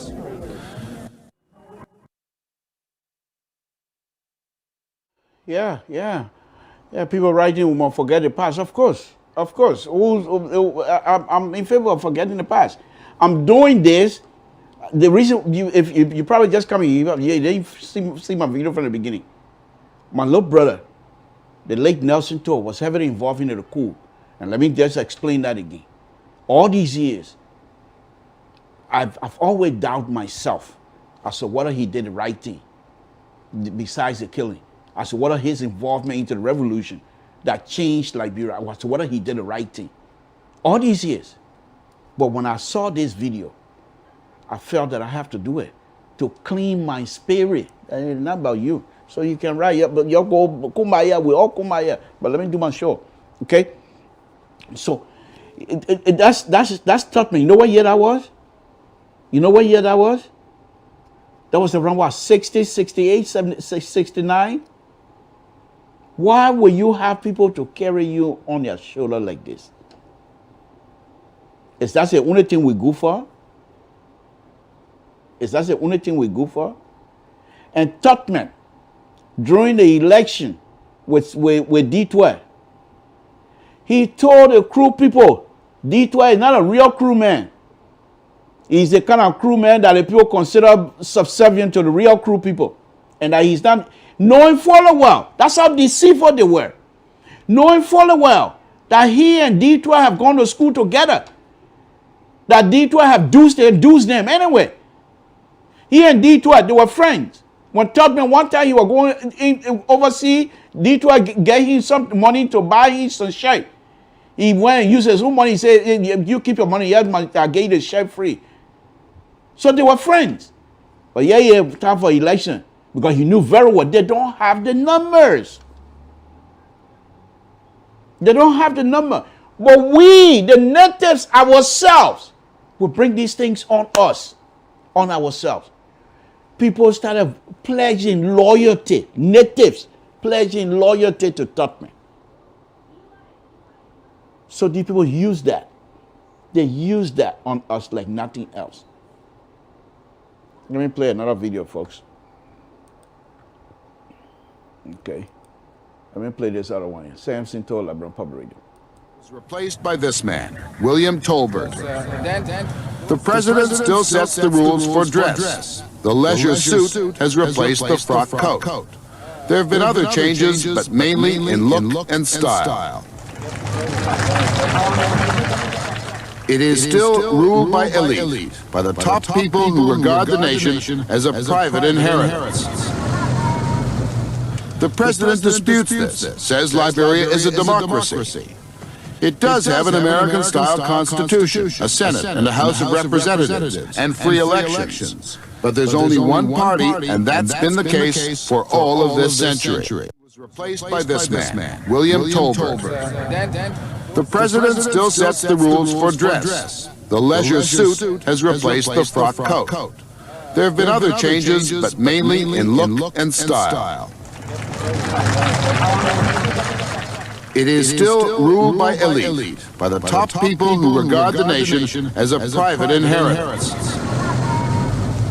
The president disputes this, says Liberia is a democracy. It does have an American-style constitution, a Senate and a House of Representatives, and free elections. But there's only one party, and that's been the case for all of this century. The video is there. You can watch the entire video, folks. You can watch I just thought that I tried to break it down here. Because when I watched the video, I thought within myself, okay, there's no reason now. You know, this is okay. This is okay. You can move on. You know, this, like I said, it's also up to clean me anyway. But the point here again, why will you have just few family? Few family. 1.5 million at a time. And you have 400 or so family that are just getting exactly what they think they need to have. For what reason? For what reason? Why was that? And this is the point here also I want you to get is we're going through all of these struggles because of the way they treated us. So there were not many universities all over the country. University is not just there to teach you science, math, and they also help you to form your character.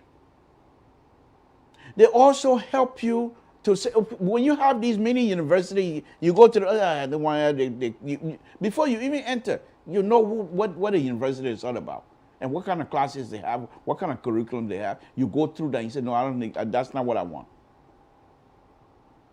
Okay? But it wasn't like that in Liberia. The only university we have is in Monrovia.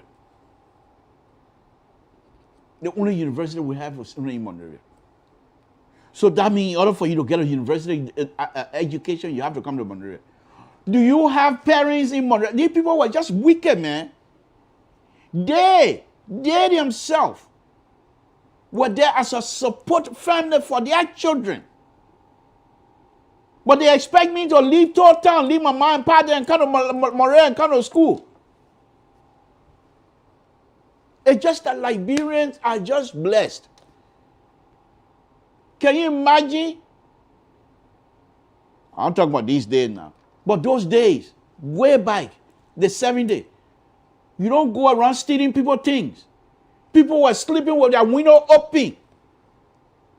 Their door wide open, the front door open, the back door so the air can go through. You think the people worry about who's going to steal something? Even as hungry as they were, you don't go stealing nothing because it doesn't belong to you. You want it, go down waterside and work hard. Go in those Lebanese people's store and clean the place. You will get something to eat. Why they have these beautiful places all over. Their children are coming to the United States for school. Who are we? It's we didn't sell you guys. We never saw any slaves. I know my grandfather never saw any slaves. So why are you taking it out on me? Why did you take it out on me? Another wonderful thing these people had going for them. You know, Liberia, we something else. I thank God for us. And I thank God for the kind of spirit God gave us. And that's why when the Civil War came and people were killing like that, it was a surprise to many of us. Because what did they do? Folks, you got to think. These people were smart. They were wicked, but they were smart. But what they do? They established a sports system in Liberia. And people like Mama Musa, the Abbot Naden, they blessed these people. When they get money, they're supposed to sit down and pay Mama Musa them money, pay Abba Dan them money. Because you care to go start any trouble when I hear Barrow playing, you young man, even you get food, you go in, you save just 25 cents all week. You will not eat hard time brisket because Barrow and I going to play Saturday. You will save your money. So you hungry, but you say, hey, I will go to the game. And I and Barrow coming this coming Saturday. People who selling books on Benson Street, that's all they talk about. Young people selling ball hair, that's all they talk about. They don't have time for what government doing, what government doing. They don't care. The IE and Barrow, everybody's, they're supposed to go now, find money and pay people like Mama Musa then. Pay people like Abba Naden. Pay people like Sabaden. Because they save these people. When the young people are playing football, come to think about it, that the football they were playing, it was saving these people. Because if Liberia were not involved into sport at that time, what would happen to those young children? But God is just wonderful. God is just wonderful. You suppress people for 133 years. I don't say 5 years, I don't say 50 years. I say 133.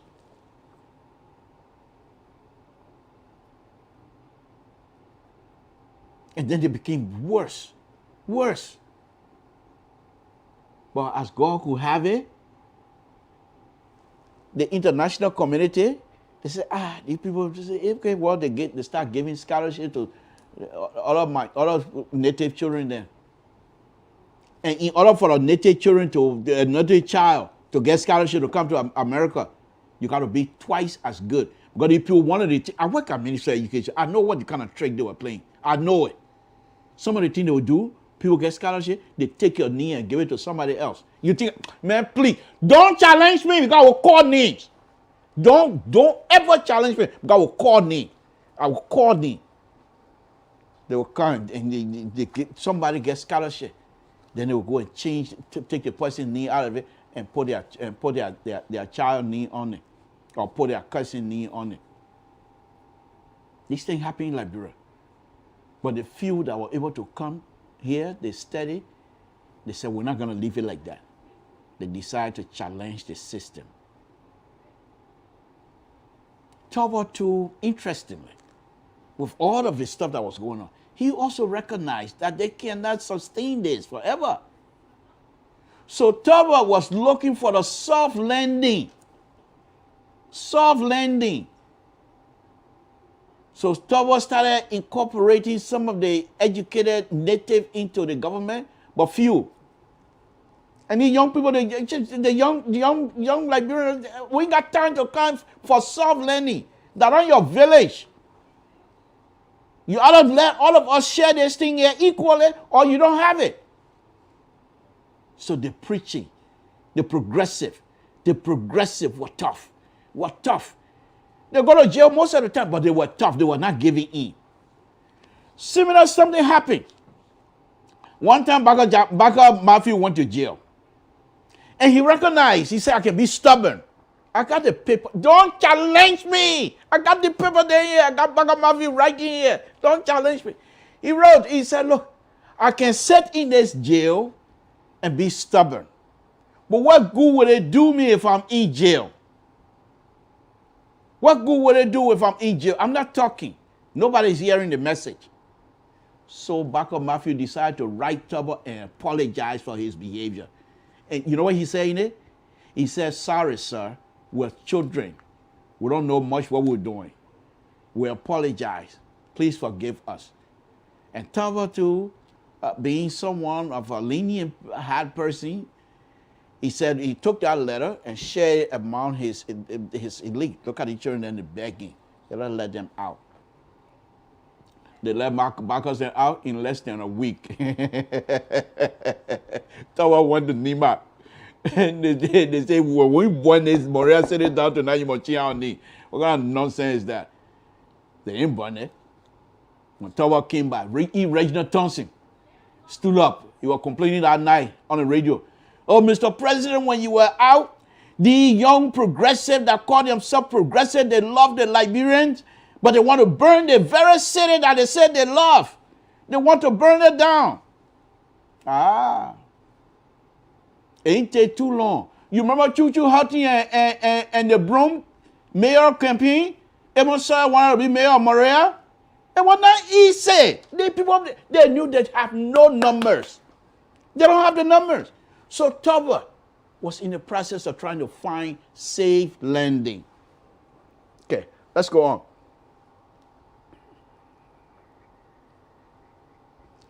So let me play this other video here for you.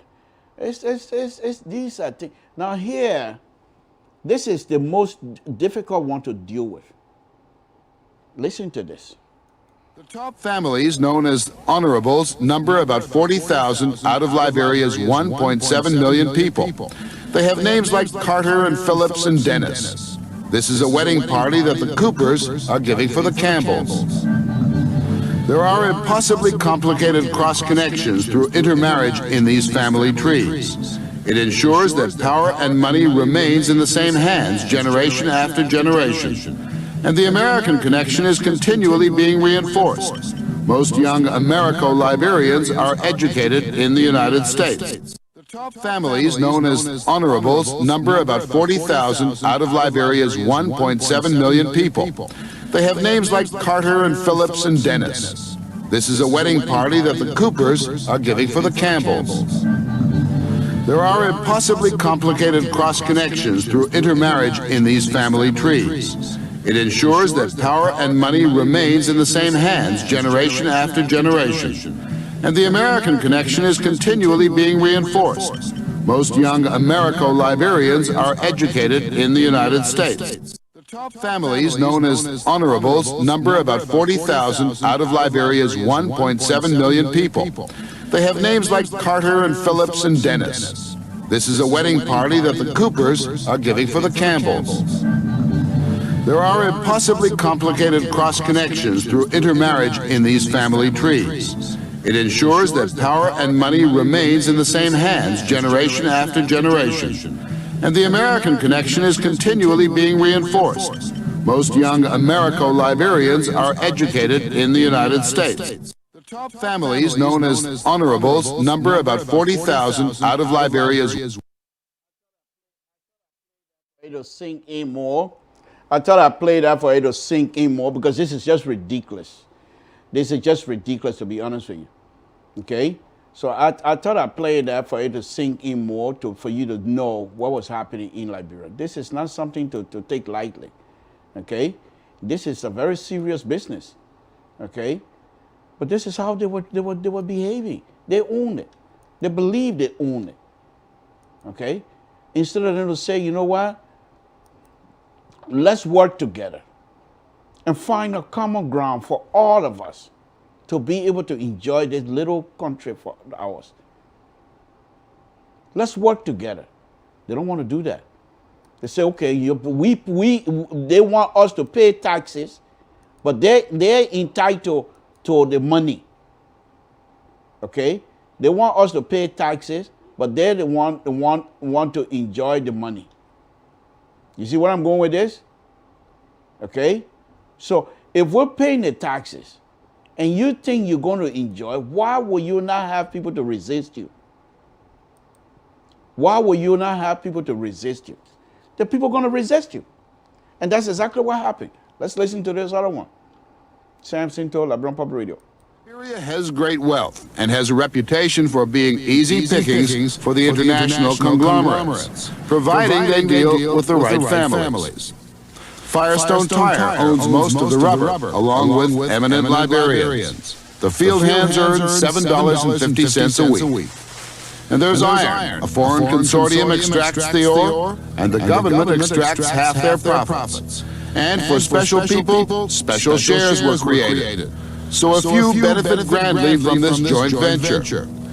And Liberia has the world's largest shipping fleet registered under its flag, a flag of convenience. The convenience being tax breaks and casual scrutiny of crews and ships.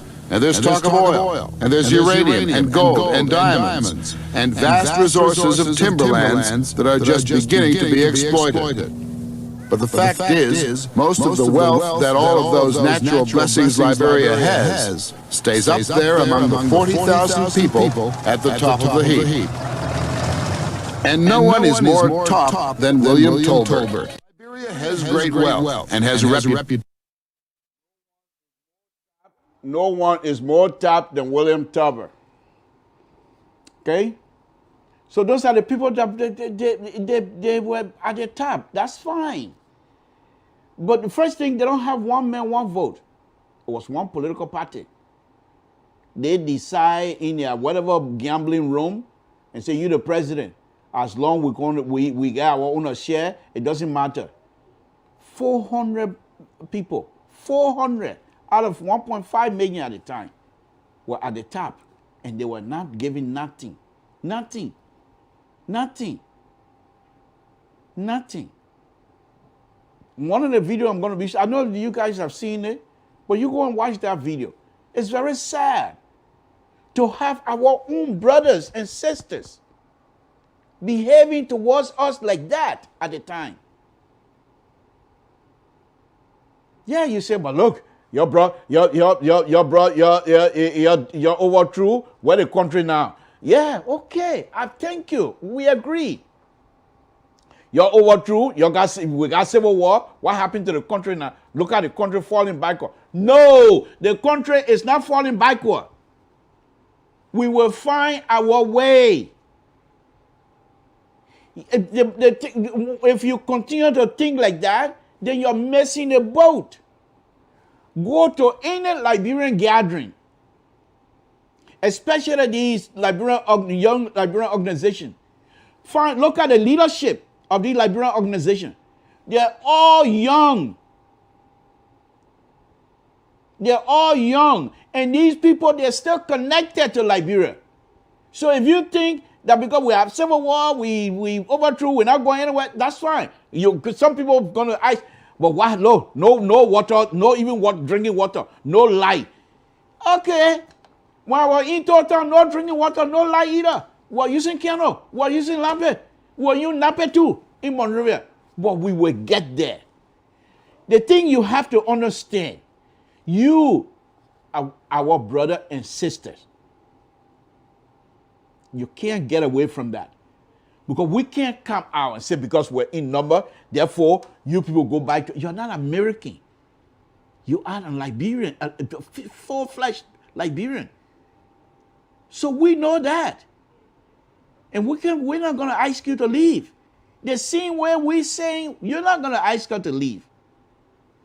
You must have, maybe because of your training, so you have the education, you have the leadership skill, that's fine. But you're not coming to the leadership through Tuwi Party anymore. No. You're going to ask for my vote. You're going to beg the people in Town for their vote. If they believe in you, they will let you have their vote. That's the difference. I'm not talking about whether we got water in Liberia or we got light in Liberia. That's not my concern. Dr. Weir and everybody, we're all finding our way. Show me what college or leadership skill all of these people they have. Nothing. Madame Sally, the one the whole world told her to say she's a Harvard graduate. She was going to, what happened? No light, no water. Child Taylor, what happened? No light, no water. So what make you think that we have to go? Oh, light, yeah, light. Oh, water. You think the mega magic? We're finding our way. We will get there as a people. We will get there. One thing for sure, as we're moving, we're not going back to Tuwi Party, so say one, so say all. It's done. It's done. The one you dominated us for 133 years, no more. Look at CDC. CDC leading. They're running the government. But they can't even read, they can't even sleep well. The political opposition on their back every day. That was not happening with you guys. And you guys thought you could just do just about anything. And it ain't happening. It's not happening. So you go ahead and think, say, because no lying Liberia, we destroy everything, that's fine. But now you recognize that country for all of us, that's all we want you to know. It's no elite business. Any elite now will come from the grassroots. What country we are coming from? Gibraltar. So if he's elite now, it's elite from Gibraltar. So I got no issue with it. We'll find our way. Let me show you another video. Now this one here, a little bit embarrassing, to be honest with you. Where this young man gonna tell us that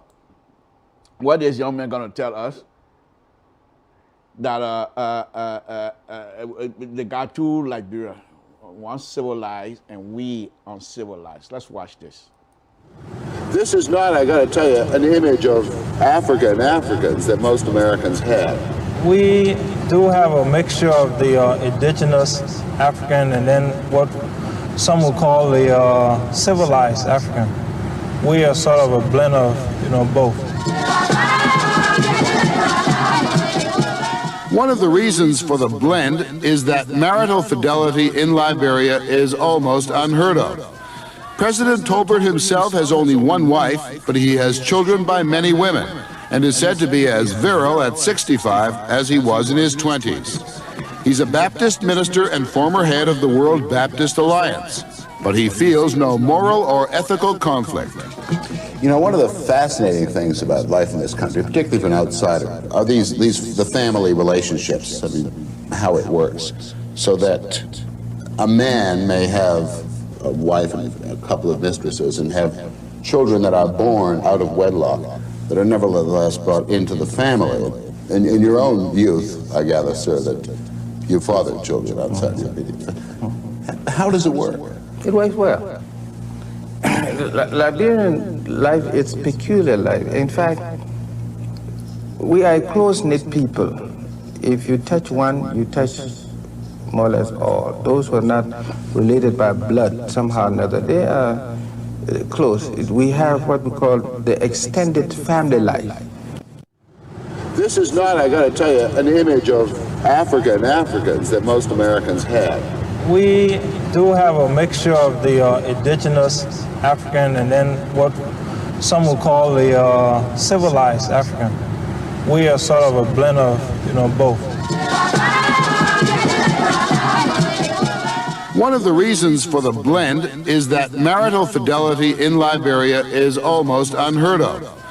President Tolbert himself has only one wife, but he has children by many women, and is said to be as virile at 65 as he was in his 20s. He's a Baptist minister and former head of the World Baptist Alliance, but he feels no moral or ethical conflict. You know, one of the fascinating things about life in this country, particularly for an outsider, are the family relationships. I mean, how it works, so that a man may have a wife and a couple of mistresses and have children that are born out of wedlock that are nevertheless brought into the family. In your own youth, I gather, sir, that you fathered children outside your immediate family. How does it work? It works well. Liberian life is peculiar life. In fact, we are a close-knit people.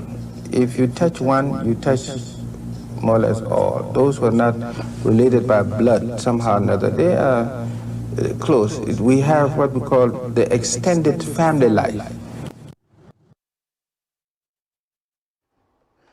And there you have it.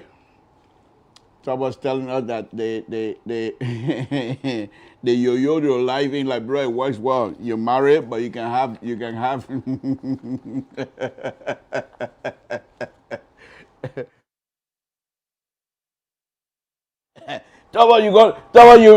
choke me if you say something here that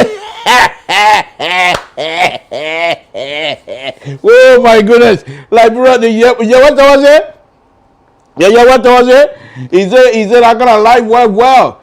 You can get one wife, but you can. What is that? What is that?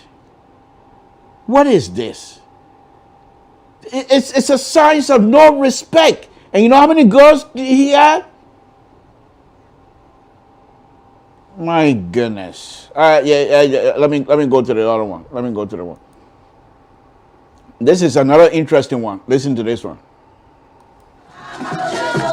He is president of a republic, but he lives like a feudal prince, or more correctly, an enlightened African chief.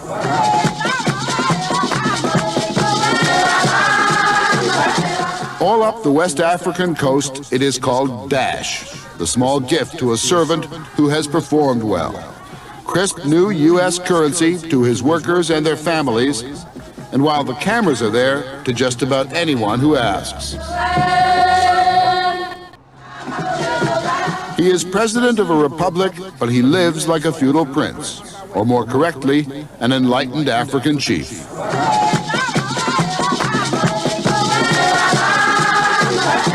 All up the West African coast, it is called dash, the small gift to a servant who has performed well. Crisp new U.S. currency to his workers and their families. Dash, and Dasio. He call it dash. He call it dash. What the other English? I beg you, man. Don't. But those are just that's. It's. I'll just double it now, folks, because I'm almost done. I'll just double it. So listen to this other one. President Tolbert deplores the very idea that anyone might believe that Liberia is controlled by family compacts. Well, take a look at the country's biggest private business. The Meserato Corporation is involved in many things. Its biggest enterprise is fishing, catching and freezing shrimp and lobster for the export market. It also has a monopoly on commercial fishing for the domestic market. Vice President in charge of Meserato Fishing, Richard Tolbert, Harvard, Columbia Law School, and the President's nephew. If you need to get any more people on a temporary basis, do. Over at Meserato's headquarters, you'll find more Tolberts. Stephanette, Vice President in charge of everything. Sienna Tolbert, working her way up through the finance department. And Lori Tolbert, in charge of retail sales. It's rare to find a firm anywhere that's such a family firm as this one.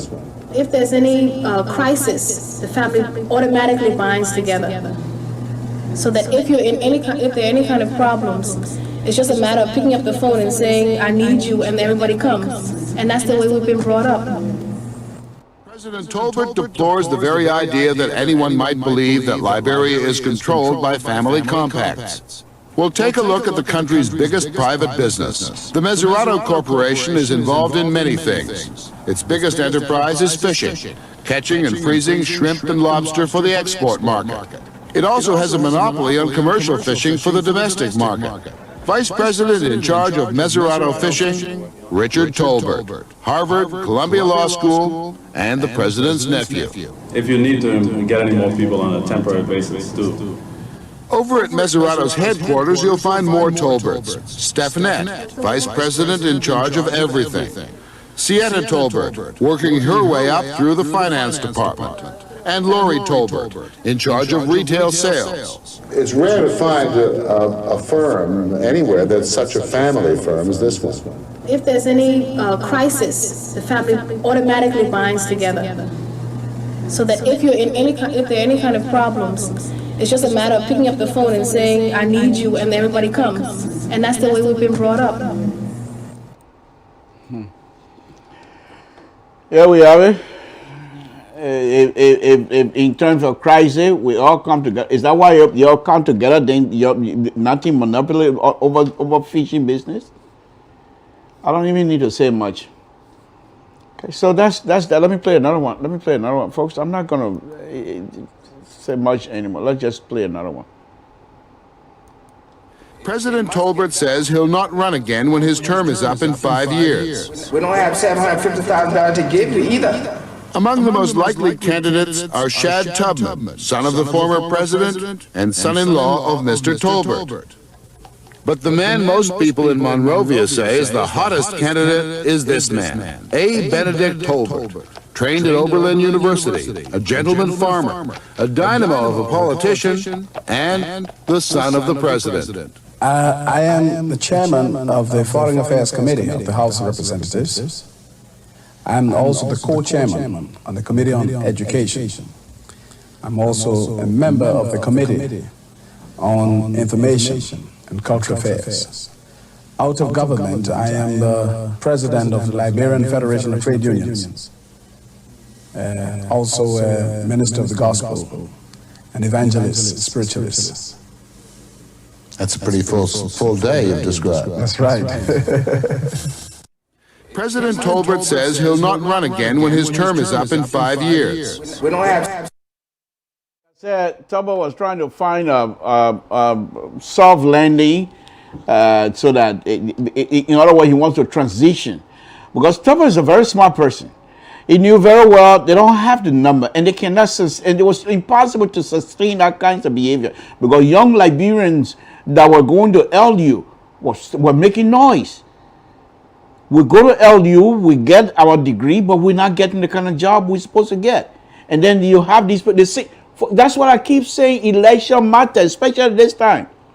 If you get people, they vote, and they sit in those places, they're not capable of, they will send their children then to school and not doing anything to benefit you. And their children going to come back with the education, and they will rule your children. But if you elect somebody, now that people like my brother then have already established a clean path for all of us, I can leave from here right now if I have the money and say I want to be president. Nobody will stop me. I couldn't have done that back in 1970. No way. I can leave from here right now. And once I'm qualified through the Constitution, I can say I want to be senator. I want to be anything in Liberia. As long as the Constitution qualifies me. So these people that already sacrificed their lives, they already have that playing field even for all of us. You don't have to be an American Liberian in order to do anything you want to do. Things are hard. Don't get me wrong. I'm not talking about this government. It is not about this government. This government is a transitional period. Don't you understand it? All of these things, these are transitional period. We're going to get there. The path have already been set. People die. The path is already set. We're in a transitional period. Since 1980. It's a rough one. We haven't been in a thing since 1980. It hasn't been, what, 50 years yet? No. World War II.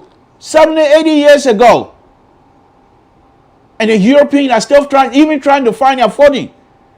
They got money, but they are now all into it still. Just a few years ago, you have the bargain war over there in East Europe. There was a war, civil war. So we've been around since 1980. We're still going. It's not even 60 years yet. So we will find our way. Dr. Weir, Madam Selim, all those people. These are transitional period. The only thing that we beg of all of you is don't push us backward. The Constitution is there. After 6 years, you want to challenge, you challenge. The Constitution is the one we have to hold up. We don't want benevolent dictator that will try to change the Constitution down. If you do that, then you are affecting this transitional period. If you put any kinds of stumbling block into this transitional period, you're going to hurt us.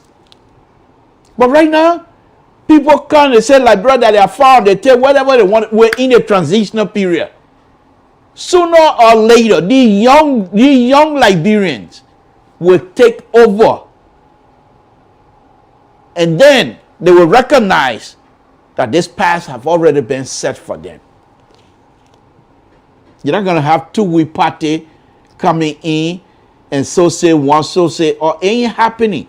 Let's listen to A.B. Tober. You listen to him here, but let's listen to him again. You heard him here.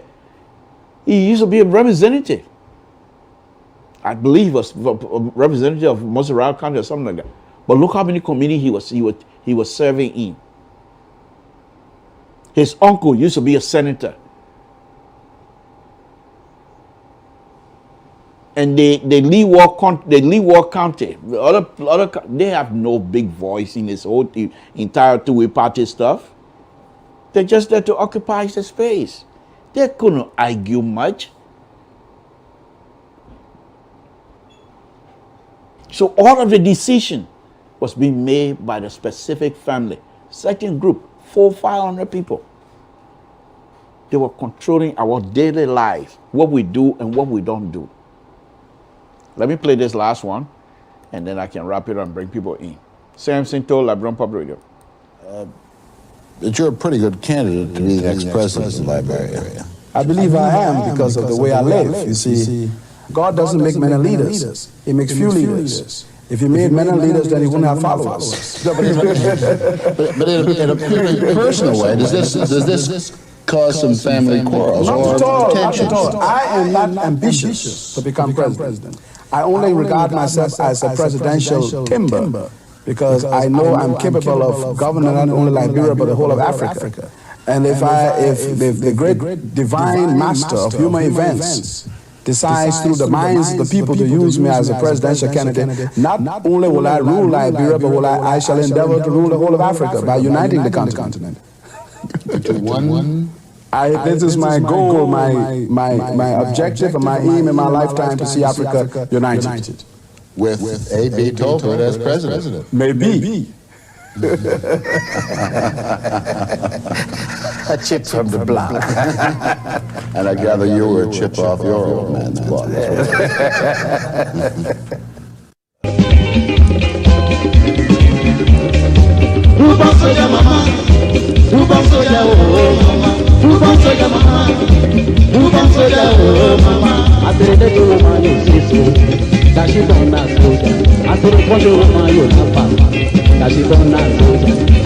From 1847 to 1980, from 1847 to 1980. Some people say soldier be foolish man. All of people say soldier be noble man. But when after starting into power, 1980, soldier become minister, soldier become council member, soldier become ambassador, soldier become superintendent. How you got up? Yeah. Before I bring the people in, those of you that are just joining us, let me just tell you again, one of the main reasons that I did this, and let me just a brief, because I started here, I took almost half an hour explaining. I am doing this to certify myself, because many of you perhaps don't know, but let me put this picture up. Okay.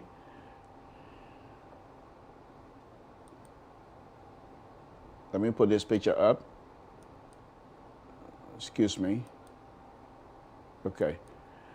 This picture that is up now, on your left-hand side, if you're facing your camera or your device, sitting now, the people that are sitting. On your left-hand side, that's Thomas Wassem, Vice President of the PRC.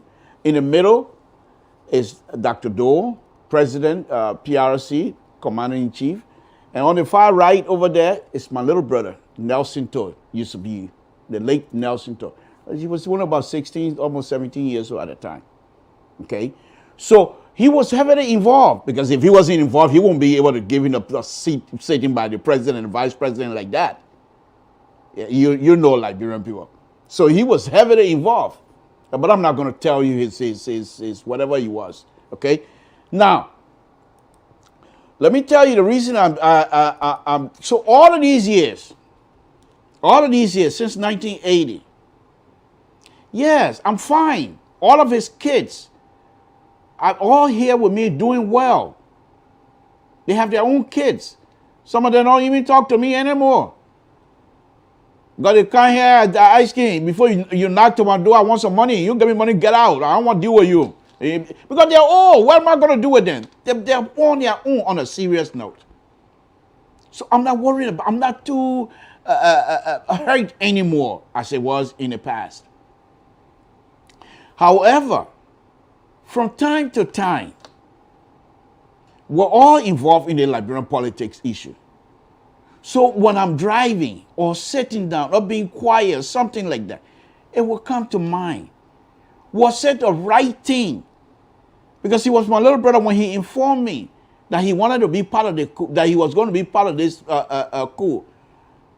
Could I have gone to the authority and informed them what was coming, and perhaps have all of them arrested and avert the coup? What would have happened if I have done that? Would he have been killed? Look where we are. We have civil war. So why, if there was no coup, what would have happened? If there was no coup, what Samson told would have been? So all of these things, the doubt comes to mind from time to time. Was it right for him to be involved at a very young age, 16, 17? Was it right? Why did not tell my parents? Perhaps they would have told him, explained to him to get out. So just in a matter of few days, I saw this video. I watched the entire video. And then I thought to myself, this is a God gift, Samson. You need not to worry anymore. You need not to doubt. Because to have people behave towards certain group of citizens in the same country, like what the video that I just been playing, then the coup was overdue. Not the killing. I don't like the killing, but that's revolution. My brother is no longer alive anyway. That's revolution.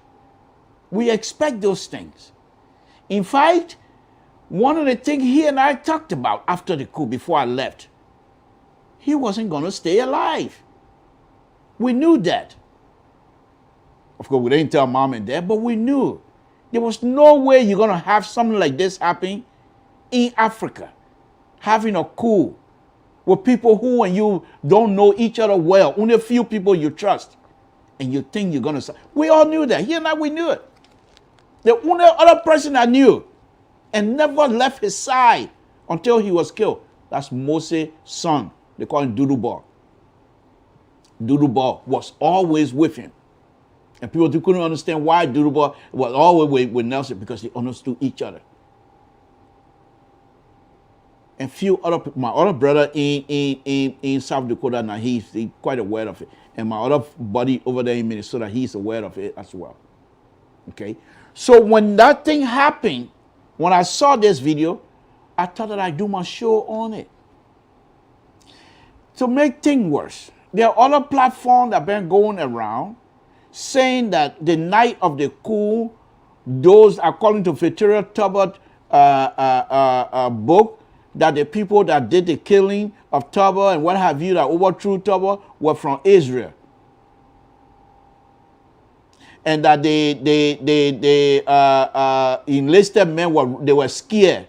And I want to tell you, far from it. And that's what I went out to tell you, everything. Not all of it. But from the time he left that afternoon to the time he came back, what he looked like, that's why I decided to describe it to you. He wasn't afraid. Far from it. Far from it. Look at him. You see the picture I just showed you, right? 16, 17 years old. And there were 17 members. And they're giving him a seat to be by the president, by the chief. So at 17, he doesn't have relationship with Doe. They're not Doe brother. They're not Western brother.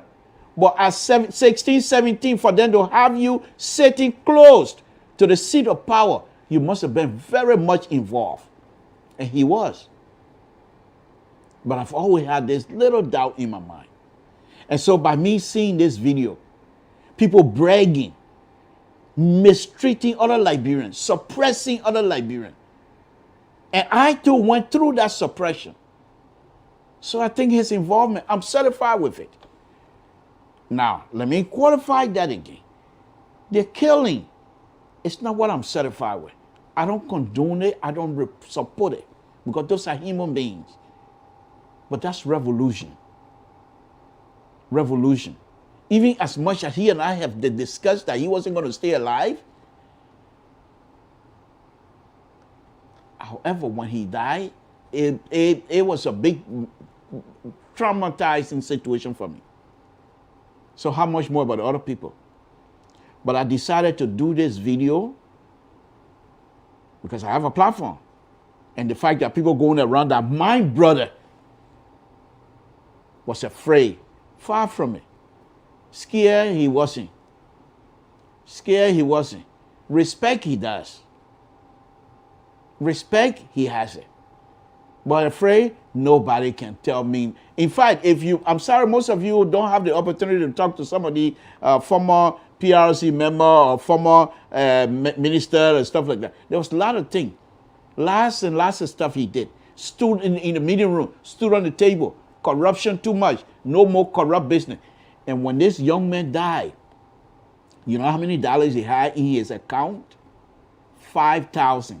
Why other members had 150, 200,000, 500,000, $1 million. He had 5,000. You know where he got that 5,000 from? True story. During the 1979 rice riot, there's about three stores or 4 stores owned by Lebanese down Waterside. The ICE came to be the guard that night, and they promised to pay him 5,000 if he stayed guard throughout the night. He did, and those stores were not touched. The next day he went for his money. You know what they told him? We're not paying you. You're a government official, your government service. You're helping the government. Why would we pay you? So he took it. He took the issue to his superior. The superior went to look into it and said, nothing here, you got your job. When the coup happened, he now a big shot now. He collected most of his coup mate, the people that helped to overthrow, including Kuombaden. They went to the Waterside. They went to the store. And 11 people counted 5,000. Right before me, my brother over there how do you call it? South Dakota can attest to that. And the other young, because that's a big story. That was a laughing story in our family. So the other young man in Minnesota, he's not young anymore, it'll be my age. You can ice him too. I'll not call him, but he know the story. Okay? And even the one will call him, Pazawie, you can ice him. He will tell you the story. Because that's another person who sends into a life because of people like Pazawie. But I'm not going to touch that one. But anyway, that's the 5,000 when he died. That's the 5,000 he has in his account. So he was not somebody who was corrupt. Far from it. There was another story about him and his buddy Wesen. Wesen, they were sitting in front of the how do you call it? The headquarters in the brigade headquarters. So a young man was selling newspaper. So Wesen, because their picture was on a new magazine. So Wesen took the newspaper from him. He said, he said, I'm gonna fast right now, I'll pay you later. So the man said, I'm not coming back yet. The young man said, I need my money. So he and Nelson has a big exchange about that. Nelson said the man must pay the 25 cents. Wesen have to go upstairs to their friend Kumba to get that 25 cents. I said they say. So he was not somebody, he was hard-headed. But corruption, he have no time for it.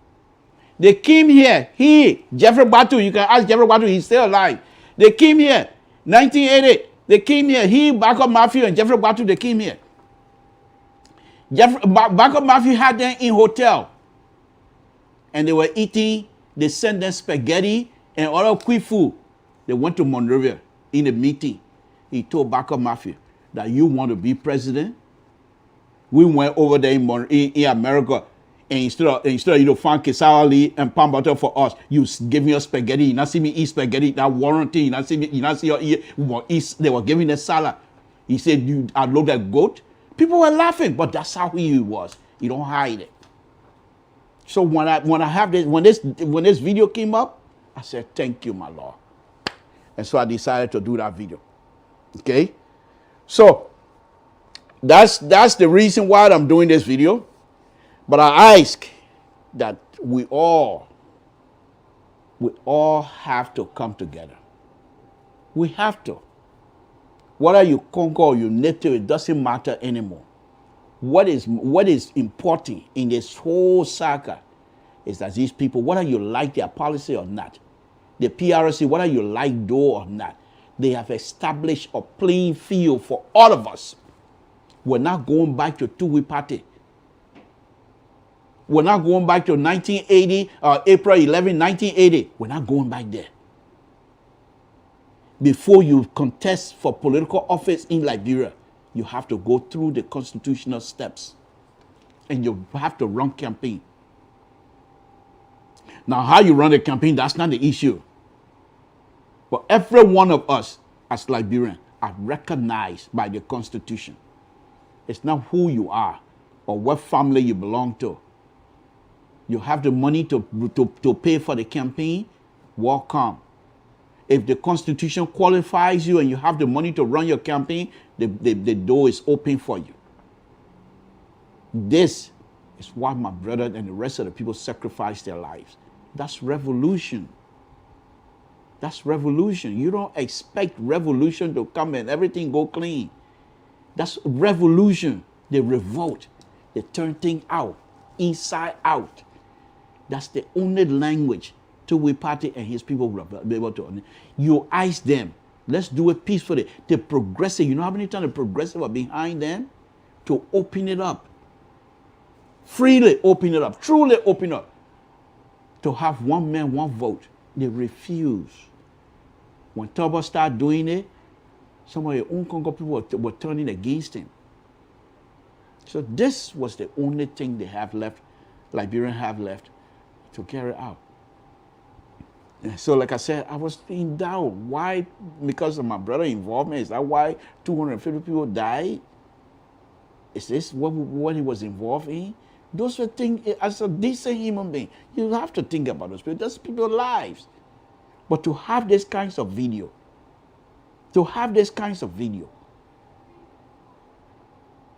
that they iron ore from Nima County, and you don't have university in Nima County at the time. The Nimadians, smart as they are, these people too smart as Nimadians are, they have to come to Liberia, Monrovia for university. They're leaving their mind and power to come to Monrovia where they don't have anybody. You know what you're asking these young people to do? You know what you're asking the young? That's why I say most of the young native people that left Lofa County, Grand Gita, Maryland, all of the outside of Monrovia, I came to Monrovia for school. Those were all tough cookies. Because those days to live in Monrovia, it was not easy. You can't steal. Even if the opportunity is there, you can't steal. Because if you steal, they will disgrace you. And your parent back home would be the most disgraced family. Who among us want to have their family disgraced? Oh, Samson to go to Brownto. Oh, Samson to store in Monrovia. That's why they beating him at the Anthony Tubman Stadium. What? You know what will happen to Brownto? So it doesn't matter how hungry you are. You hold your stomach. If you have you have your 1 cup of rice. You buy the 1 cup of rice. You get your palm oil and cook it. You eat it, you're all right. You can't make it, you get farina. You're okay. You can't make it, you get sugar and hard time biscuit. You know how to do the hard time biscuit? You put water in the hard time biscuit and put sugar in it, it becomes a sugar water, and you dip your hard time biscuit, because when the hard time biscuit get in the water, it becomes soft. You drink it. You drink that hot, you almost like drinking, you eat a hard time biscuit and drink your sugar water, your stomach full. You're not going around to go steal anything. Nothing. Your intent is to go to school. What's about those Lomon women? What's about those native women? They used to go to the baker and sell so their children can go to university. And when they get out of university, there's no guarantee they will get a job. So with my brother, now with this, I appreciate his involvement.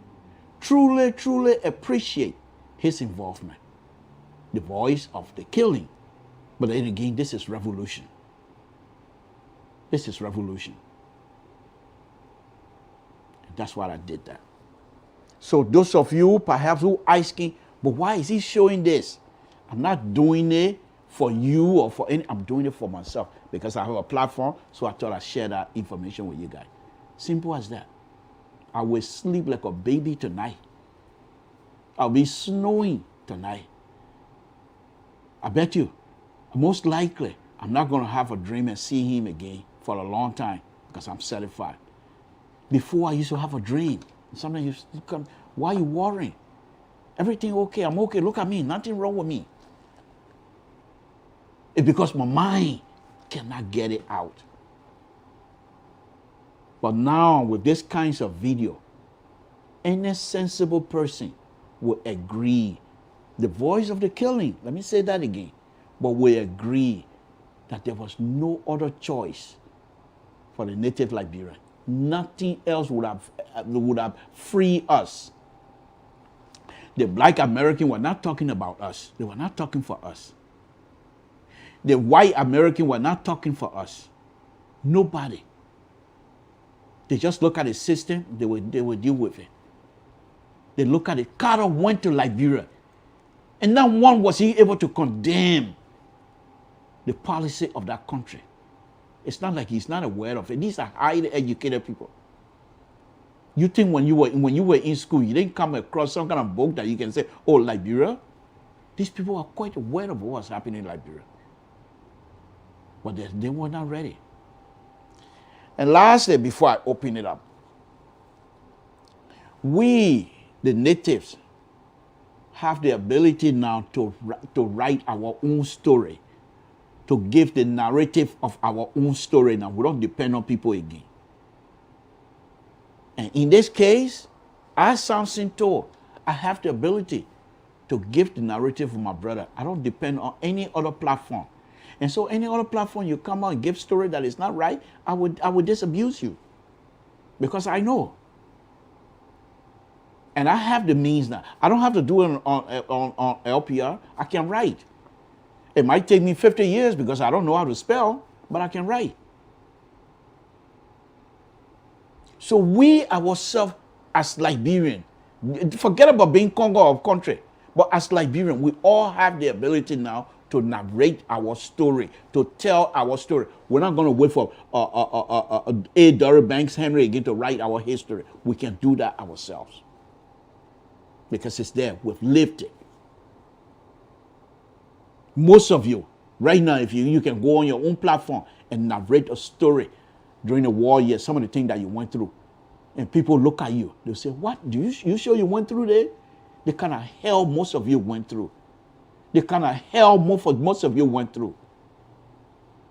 People telling you your life is over today. Your blood dry completely out of your palm. But still God able to get you through. You people have the ability to narrate that story. Nobody we're not depending on BBC to write our story anymore. We can write our own story. So when this video came up, says the opportunity. And I seized the opportunity. And I'm utilizing the opportunity. Thank you very much. Let me open the lines up. If you don't have anything, that's okay. We can deal with it. This is Samson Told, Liberian Public Radio. I thought that I gave you some information here this evening. And again, please do not misconstrue my exuberance of the fact that my brother involvement is not something that something that is bad, which I thought it was. But that does not mean that I support any death, whether his death or any other person. But that's revolution. I'm sorry. They say that to me too, Samson. Some big shot, those days, big shot in Liberia. The people that put my passport together to come back here in the United States. I don't even know how I got visa. The people, they just, you got to get out of here. We can't keep you here. You got to go. And they took me out of Liberia. The only person that helped in that whole passport process, Pazawie, that I know he was involved. Pazawie and my other cousin, Joseph K. Joseph K came up with the name because the people asked me what name you want to use. So Joseph K gave me the name that you use. Pazawie was involved because he was working at the immigration. He was one of the big shots at the immigration. So when we knew David Basher well, so he was involved. In fact, it was Pazavier, after they already have the stamp, my passport already stamped from the embassy, it was Pazavier that delivered the passport to me. So most of the people that were involved in the passport, I don't know most of them, except for the big shot then. So I'm just giving you this. Same thing. I got nothing to hide. I got nothing to be afraid of. For what? You ain't even my mom. I ain't feeling more. Give me a call. Sam Sinto. Am I connected? Yes. Okay. All right, folks. That's it. That's it. We just thought we'd do this here because these things are important. And then let me tie a little politics onto this. And this one is a very serious politics. After all of these things that I just told you, many Liberians die. And to have an highly educated native Liberian to come and ask Liberian to give a benevolent dictatorship power to Dr. Weah, it's embarrassing. That's why I went out the other day. This is one of the reasons. So I hope, because if you don't know your history, how do you move? You can make mistakes. But if you know your history, perhaps you will have the history to guide you so you don't fall in the same hole. Thank you. Sam Sinto, Liberia Public Radio. Give me a call. Numbers up there.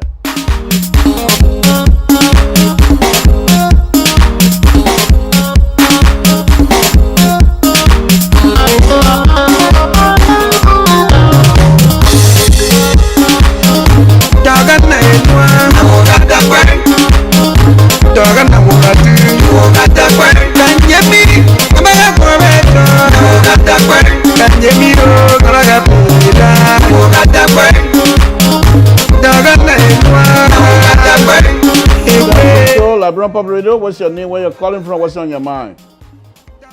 Yeah, Lodi, how you doing? No, not bad, not bad. Thank you. You know, sometimes when people watch your show, listen, tears comes in people's eyes. My granddaughter gets said, "Daddy, your eye ain't heavy."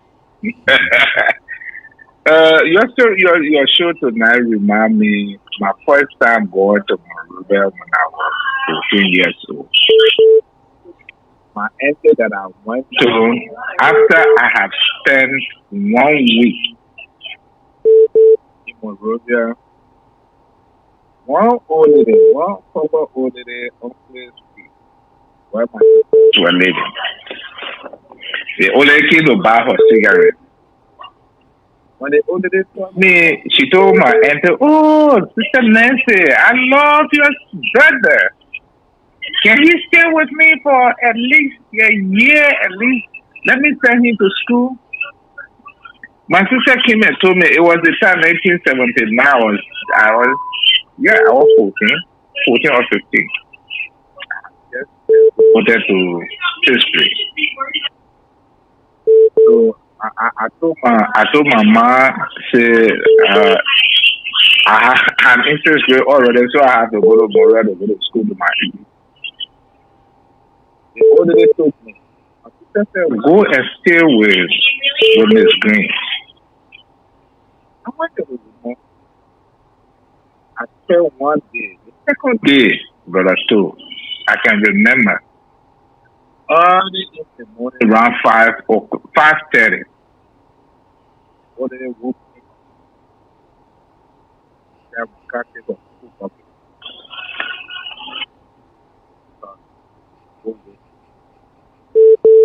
So when they beat rubber bucket, man, Brother Sto.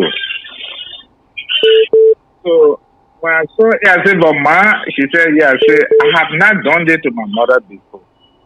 Why don't you ask your daughter to take it for you?" They only told me, say, "What kind of child is this? I tell you to take my children and go put it down there. You asking me my daughter should win? My daughter still sleeping." I said, "But you woke me up around 5 o'clock. Your daughter is here." "Ma, I'm not doing it." She said, "Oh, you're not doing it." I said, "I'm not doing it. I have never done it to my mother before, or have never done it for my mom before. I will not do it." Right. All day that morning, man, 6 o'clock, brother two, I got out. I took my little plastic bag, my 2 trousers I carry with my slipper. Right. I took down my 2 trousers and my slipper. I walked out. I want to knock at my sister door by 6:15. Right. Sister Nancy told me, say, "What happened?" I said, "Sister Nancy, I came there, you and myself been here for, can you make it a little bit brief? Because a lot of people want to So call I in. told my sister, say, since I came there, I told her, say, "Ma, sorry, I have never told you this thing before. I ever throw your poo away?" She said, "When you talk about," I said, "The woman gave me her poo to throw away that while left. So I'm not going there no more." The youngest among the 17 enlisted men, Sam Sinto's brother, was my brother. So when I saw the picture with the late Como Sako, I wanted to join army. And my father said, I was 17. And my father stopped me not to go in the army. But this story there, don't forget about all of these things, not build our country. Exactly. Thank you. Not build our country, whether Congo, whether it doesn't matter. whether whosoever. Thank you. Okay. Thank you very much. Don't forget about those stories. Don't forget about it. Thank you. And build our country. We have come a long way. We are not. Right. Don't forget about all of these things. Thank you. Again, folks, Samson told LIBERIA Public Radio, give me a call here. We will soon be calling by George to close it for us because I've been out here for quite a while. We're not moving. We're not going anywhere. We're here. Samson told LIBERIA Public Radio, what's your name? Where you're calling from? What's on your mind? Hello, Mr. Toll. This is Evangeline. Oh, thank you. From Chicago. Okay, thank you, man. Thanks for calling. We appreciate it. Yeah, thank you for the show. I think if you sometimes watch me, I go against this present government because of everything that is going on. Sometimes when you love your child, and I'm not saying he's my child, but when you love somebody and you see them go in the wrong direction, you have to tell them, you have to be honest with them because of our history. 1990, last July 26th, somebody was like, "Oh, happy Independence Day." I said, "No, that's not my independence. My independence started as a native person. My independence started in 1980. Reason why, the American Liberians were in, their great-grandparents were brought from the United States, who were descendants of slaves, and they came over there and mistreated our people for 133 years. And nobody, and every time people cut, I don't support anybody killing anybody. I don't like it. Even your animal, I'll feel sorry for it. So the 13 men killing, but then I keep asking, you only saw the 13 men. How about the people they killed the native people since 1847 until, and some of our brothers up to this time, they are so brainwashed. It's the same way like the American Liberians, the Black American in America here. They act the same way, mentally brainwashed that, oh, they're not part of who they are, where they are coming from. Even Liberians, so when they are talking, "Oh, I don't speak that dialect, I don't speak that language." I was in Liberia until I went to Ivory Coast, and I saw the Ivorians. When you go to Ivory Coast, you see these people, they show their tradition on TV. Oh, day, you can't see any kind of white thing. But we were so brainwashed that all we knew it was American culture. Up to this time is because during the war, when people went into the other various countries that where they start appreciating, embracing their culture a little bit. And watching that video, I've been knowing the things that they did to the native people. But the video just show up more. And this guy, A.B. Sabo, had this grin on his face when the white men were asking him, like it was cool that what they're doing to native people. It was just surrounding. And I'm so proud of them because it was the MTWP party. But if it was not because of the revolution, there would be though as a native person, There will be no Ellen Justice Kelly. There will not be George we are today. And not because Nete and I see some of our people be like, oh, the Congo people mistreated all they do this. But we all have to move on because when we keep blaming each other, we'll never move on. But we should also not blame and say put the blame on one person and say, oh, that this group of people killed 13 people. The other people lied for 1979, the Red Riot. People died. But nobody ever mentioned no thing that, oh, you kill the people, good people. Like the other native people that died, they wasn't human being. And that's why I'm against. But at the same time, if you are native man, whether native Concord or whatever, if you are in our country, you the president, you have to bring everybody together and start dividing them. And that's what the problem I have with we are. Thank you so much. Thank you, madam. We appreciate it. Appreciate your comment. Thank you very much. Folks, give me a call. Samson told Liberian Public Radio. Okay, let me call. Pa George, if you're there, please give me a call so you can close it for me. I'm way over time here. Pa George, if you're there, give me a call so we can close this. Okay. Samson told Liberian Public Radio. Pa George, if you're there, give me a call so we can close this. It's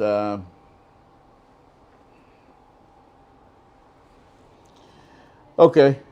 While I'm waiting for Pa George, let's go to the Pella music again. This is a beautiful, beautiful Pella music, folks. It's no joke.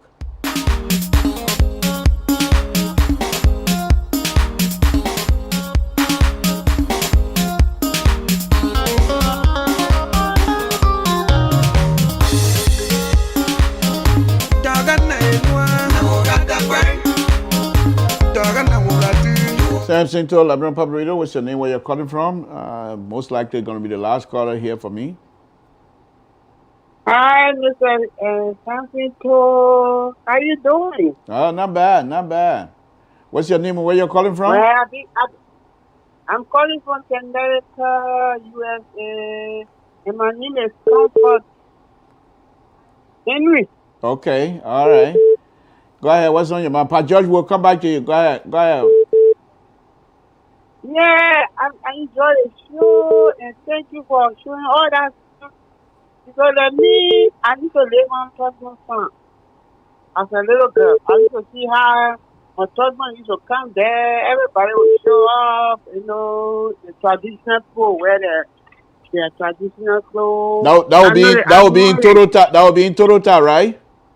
Toronto, yeah. And I was not even. And if you remember those days, that's the only place the quota come from Montreal and stop to Toronto. You go nowhere else. Yeah. There were not even school. There were not even school there. Oh, and wow. let me say, Mr. Tour, people used to live from all over the world. They used to come to see animals. They were on Sundays. That my uncle used to work in a hotel, where people used to come. They had coconuts. The hotel was near coconuts. Yes, I remember that. Okay. So people used to come. The white people. I saw white people coming. Oh my God, that brown people, they don't know. Used to come to just see animals. Mm-hmm. Okay. The elephants. What kind of animal you can take about talk when he had that. But when he died, his son, because if he don't work for anything good, I don't know what happened. His son did not make use of it. They saw all the animals there. But when I'm trying to say, I don't know, are you there? Yeah, I'm here. Go ahead. Oh, you're so quiet. I thought you were off. Okay. Well, it's something to I love the show so much. I get that's why I saw you 2 times showing all the graves and all the kind of stuff. I'm from a traditional farm. I mean, a traditional town too. I'm a Pele woman. Thank you. Thank you. Change my name. Congo. I was behind you. They changed my name to. That's okay. The woman I want to live where I used to. We all did that. We all did that. Huh? We all did that. Thank you. Thank you. bought and then some of them dollars then yeah now they're not even dollar than me. You see that one thing I can tell anybody, don't bring nobody down because you're not God. Yeah, exactly. The people that used to bring us down, clean the team of bucket, so the water on my hair, go to the well. Right. When I was then me, I didn't even have no more hair on my hair. Just only back bucket of water on my hair. Yeah. And We all went came through that. We here. all went through that. We used to throw water on our head myself. So it's nothing strange. You gotta fill you got in the morning, you gotta fill the drum. You gotta fill the drum. Yes. And then someone there, I see there, someone there, I see someone there, they're not even better than me. Exactly. Jesus Christ, I used to feel drum for no, people, and they when I look at them now, I'm like, okay, why was I feeling drum? But because those are things that make you strong too. People mistreat you. People mistreat you. It gives you a character. It builds a character in you, my sister. But thank you, thank you very much. We appreciate it, man. We appreciate it. Don't cut me off now. What I want to say. Oh no, I'm not ready to cut you off. I'll let you finish. Go ahead. What I wanted to say, this show is so nice. I learned a lot from it. And that talk about song there, the people used to, when I was growing up, they used to say, oh, the boss can get for money, oh. That man, the man song used to get money just like Sir Joseph. Sir Joseph, yes, just like Sir Joseph, I don't know what Sir Joseph then bring there is. I'm asking God, why? I don't know how old is he. I'm older than you. I can born you. I think so. Oh, Sir Joseph just carry money that A.B. Tower used to do it just like that.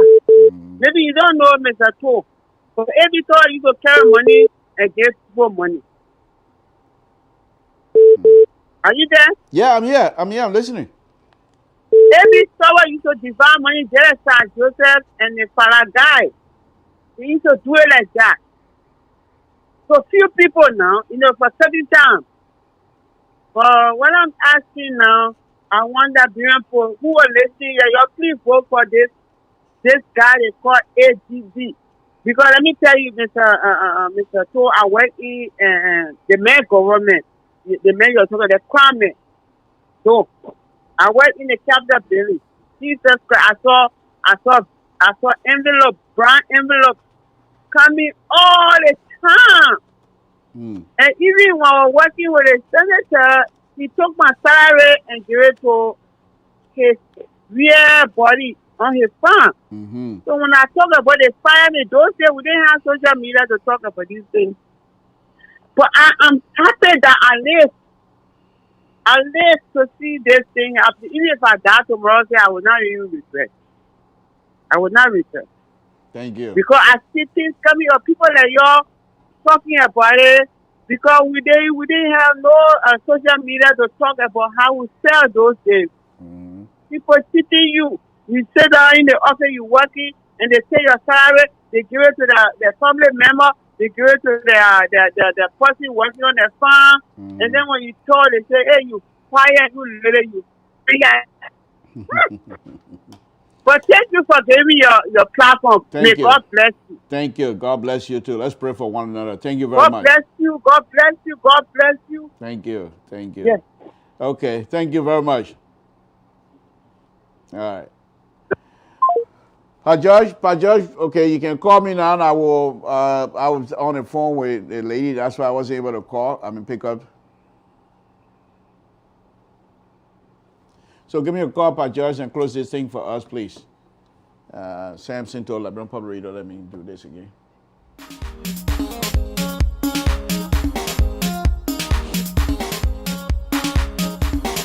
In fact, Pa George, let me call you.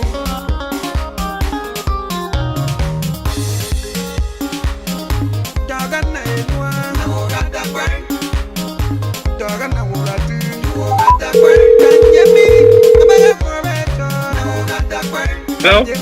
Hello? Okay.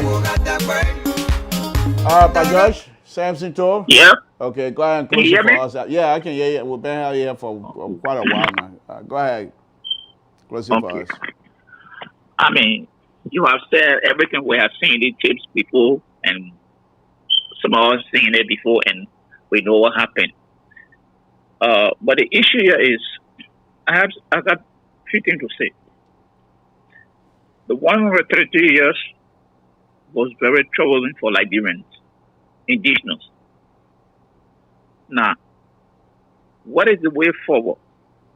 We are seeing all the horrible things that American Liberians did to indigenous. But I can see this thing still around. It's creeping. Yeah, Pat George, I think I know. Let's have a conversation on this here a little bit. I know perhaps I'm jumping the gun here, but I suspect the area you're going.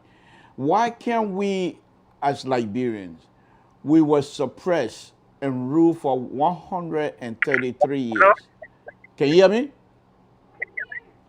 Can you hear me? Okay. Hello? Yeah, can you hear me? Yeah, I can hear you now. Okay. I'm saying we Liberian, all of us, what I Concord natives, we no longer have that divide. But why can't we just say, even though things are not going right the way we'd like it to go, but I think to ice for the 65 miles an hour on this highway that requires us, even if the design of this road is so suitable for 65 and everything, but the condition, the weather condition, everything else require us to go 35 miles an hour. In other words, I consider this entire process since 1980 up to this point, whatever happened in between, as we go moving forward, I think let's consider this as a transitional period to say we know where we want to go. We're going to get there. In the transitional period, yeah, things happen that perhaps you don't feel comfortable with, but why can't we consider it as transitional section and then prepare? What is very encouraging, to be honest with you, Pat George, what is very encouraging is to see young Liberians educating themselves, whatever field. You got many Liberians, young Liberians, whatever field you can think about. They have already gone in those areas. They're quite ready, they're quite prepared. So for me, that gave me a sense of satisfaction. That gave me a sense of easiness, to be honest with you, that these young people would take this thing and they will move on. But we ourselves should be able to consider this period a transitional period. In other words, instead of, we'll criticize, don't get me wrong, but to say we want to tie it around a particular person, then I think we're missing the boat. That's what I'm getting out of this conversation tonight. I'm not tying against a particular group of people or person, but we have seen 1, 2, 3, 4 regimes. 4 regimes. This is the 4th one, if I'm mistaken. Yeah, we have the interim government. We have Madam Salih. No, 5. The interim government may get 5 or 6 or 7. Let's say. No, this is the third one. You mean after 1980? Yeah. Oh, more than that. All of these small interim government. Soyo Kumako, so maybe almost 8, 8 or 9, what have you. But the very thing that we saw happening is still creeping into our society today. And if we don't call it out, and if we are not calling it out, people become very comfortable with it, complacent, and say, yes, we're just going to do it this way. And that is the area I'm coming from. Because in this learning process, we have to be very careful of what we say and what we do and how we do it. Because we say we don't want to go back to repeat the mistakes of the past. So we're supposed to look at the past and let it serve as our guide to the future. But in doing so, we cannot allow certain people to just come and make some loose statements, which sometimes they don't know the implication, the consequence of what they are saying. So then they might have a different definition. So then they may say, oh, I'm just saying it because a flashy word I want to use. Or sometimes you have a thing outside of the box that you are not just talking to people, group of people around you, that you are communicating to 5 million people. So this is where I'm coming from. Okay. We have to be very careful. Because today, it's all dominated native boys. And we see what happened. Some people where they can't get paid, they beat them out. And then you wonder, why people made that sacrifice? Those 17 men, those 13 people, why they made that sacrifice? Was to change the system. And we all know what led to that. And then it just comes from a couple of videos. We've seen it. So this learning curve here, we are going further here. We should be maybe around 50 now. 50 miles per hour. It does not have to be the infrastructure, but the way we treat one another. Very indigenous. The way we treat one another. Sometimes the way we talk to people, we talk to our friends. That sometimes you figure that they are not part of the country. Indigenous talking to indigenous that they are not part of the country. And we have seen, we continue to see readers' history, where it took us for 133 years. Now, moving forward, what is the takeaway? Are we stepping back? The young people we talk about learning, they are very smart, talented people, highly educated. But what are the avenues that we're creating for everybody across the board? It was the same mistake the other people made. For instance, you mentioned Nema County, Bombing Hills. Those the rich mining area those days. What did the people get from there? Nothing. Today, and I don't want to make, I want to use brand detail. Today, now, a one private community in a country. But you got other people who are driving luxury cars, drive there on as bad as that road, they drive there and go and see the people and chunk some money around. Then they come back to the city. These are the things I'm talking about. Because if we don't want to go back to the past, then we have to start thinking ahead of time. Because you cannot have a whole country, no opportunity for the young people. But yes, but indigenous are in power. Next country is caught up. Okay, we don't blame anybody for that because that's an old age problem. But what are we doing to improve the life of those people in those areas? That should be our primary concern. And Pat Joyce, this is where I tend to differ with you guys a little bit. I'm saying you read any true revolution, things don't happen overnight. It takes time. However, I agree with you that these things are creeping up back into the political atmosphere, things that we were afraid of before. People are now claiming for those kinds of behavior. Now we're going to frown on those things. But my point here is that let's give latitude to those who are in leadership. Because believe it or not, every one of us are learning as we go. You have to accept that. You have to accept that because there's no specific playbook in how to effectively govern the Republic of Liberia. Even those educated Liberians that are talking, oh, I can do this, the opposition, you bring them on board, Pat George, they will do the same thing pretty much. Because there's no specific playbook how to govern Liberia. I don't believe. However, the Constitution is there. The Constitution should be referenced at all times. Now, if we do that, and we give latitude to our leaders, then perhaps we will weaken the argument of those who want to make the leaders stronger, because they're hoping that by their being strong and fearful, then people will then try to now question whatever they're doing, which is a wrong idea. But if we give these leadership some little latitude for them to lead, we question when we must. But every little turn is being questioned.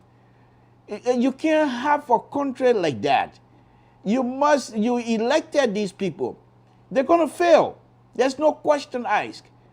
But we should give them latitude. Let them make the mistake that is necessary.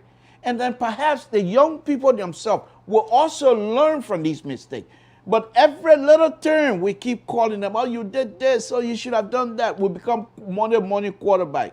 And I think that taking this, in my word now, this transitional period is taking it longer than what it's supposed to be, because we're not giving little latitude to those who's supposed to lead us.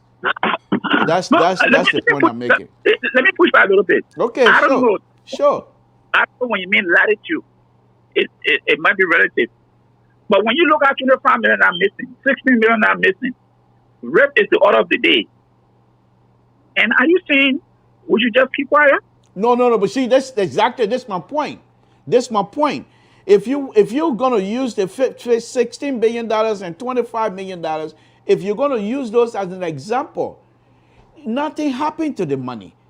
The policy that brought about the map up was fraud. But you have auditors who came out, especially the $16 billion. The foreign auditors came out and make it specifically clear to all of us that no money missing. However, the way the people went about carrying out the policies of printing the money, make it look like money was more than what it was. It was more money than what it was supposed to be, and so the perception was what was happening. Same thing with the map out. The map out, when they came out to say, okay, we send money here, we send money there, they were making stories. But in reality, when the people check, the money was there. Nothing actually went missing. It's the way that people carry out these policies. I'll give you another example.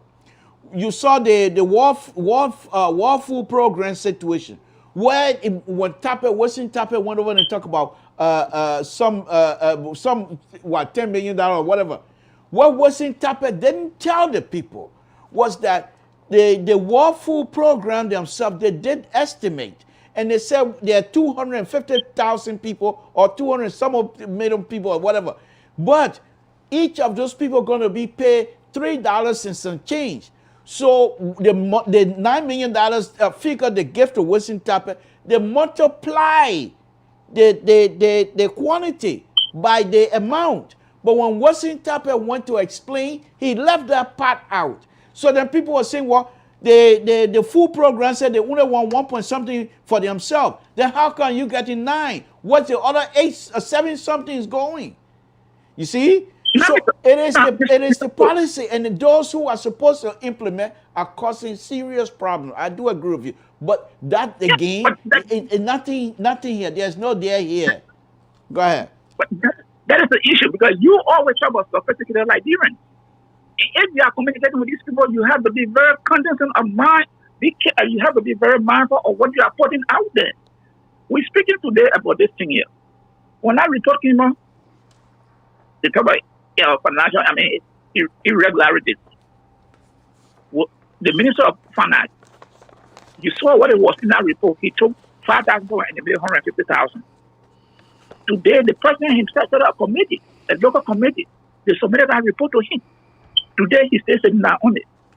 Western Tappet, they tell $30 million food distribution.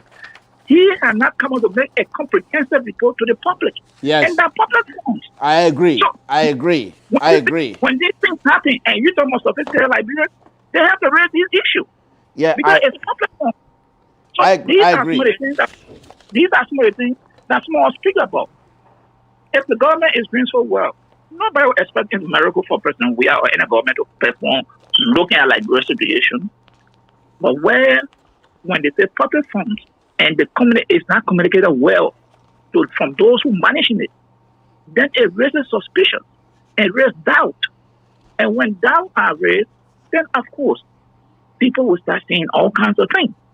Now, take for example, the other day I said, we are trying to move ahead, forge ahead within democracy. You yet put in 24 more years, 18 more years. Then the Minister of Finance come out, oh no, we talk about benevolent dictatorship. must be. What kind of message are you sending out there with young sophisticated Liberians? Are you saying you people are the only people now should stay in power as long as people want to? No.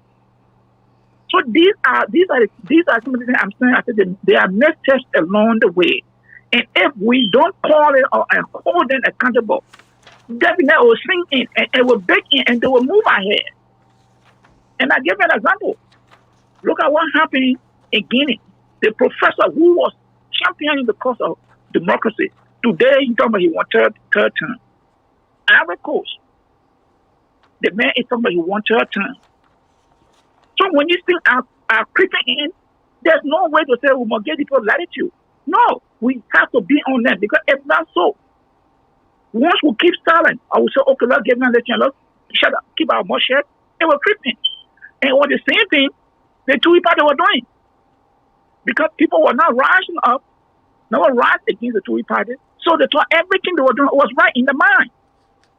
Until they were taking that back in 1980. Okay? Back on Martin challenged them, but still they were saying these guys, they are not representative of the people. And they saw the people behind the people, but yet said they were in denial that these people are not true representative of the people. 1986. So what I'm saying, if we keep silent and say, oh, let us give them this package, let us give them some latitude. Yeah, we can give them latitude if one thing is doing right. You can nobody will question come and say, oh, you see people doing wrong, the right thing, and you say, oh no, it's wrong because you disagree with it. No, we have to give them the credit. But when you have these things happening, and when you see this video, you see like a pattern. Now other people are seeing something. Look at Sunday 12. The jury, he called him out. Why would you talk to a fellow Liberian like that? When you see this thing, then you start wondering, who is this person speaking to? What are you trying to say? You know, they were here for 133 years. That's our time. Those are not words leaders are supposed to be saying. Because you want to bring everybody together. We know everything went wrong for 133 years. Yes. So what can we do? Can you really not identify a typical Congo man in Liberia? No, you cannot. You cannot. So the biggest thing we need to do now, the takeaway is, how can we try to unify this country and start using the devices, code words to prove that we know too much, that we can go on better than other people, and which, of course, is not happening. So we all need one another. And I think the takeaway, that's my takeaway, that we should try to recalibrate. Not try to look at Liberia from a different angle, from a different perspective. Let us look at each other as Liberians, not American Liberian, not country, this and that. Because as I always say, it's hard now. You cannot distinguish any Congo man or country man now, maybe by name, but when you check the family line, they are all interrelated. Mm-hmm. Look at what you are saying. Young girls, you get married as much as you want to do, you get do this. Can you imagine? And what we see today? I agree. Thomas' statement was ridiculous, to be honest with you. And that thing, Mr. So let me tell you something. I was living for Congo woman. When Thomas said 12-year-old could get married, that thing went to the woman, boom. I mean, the woman gets so angry. The man, he didn't know what he's talking about. Right. Because he got all these small girls. That was a Congo person you telling saw me that. You saw that other little girl that was wiping his face? Yeah, so this is what it's the same thing.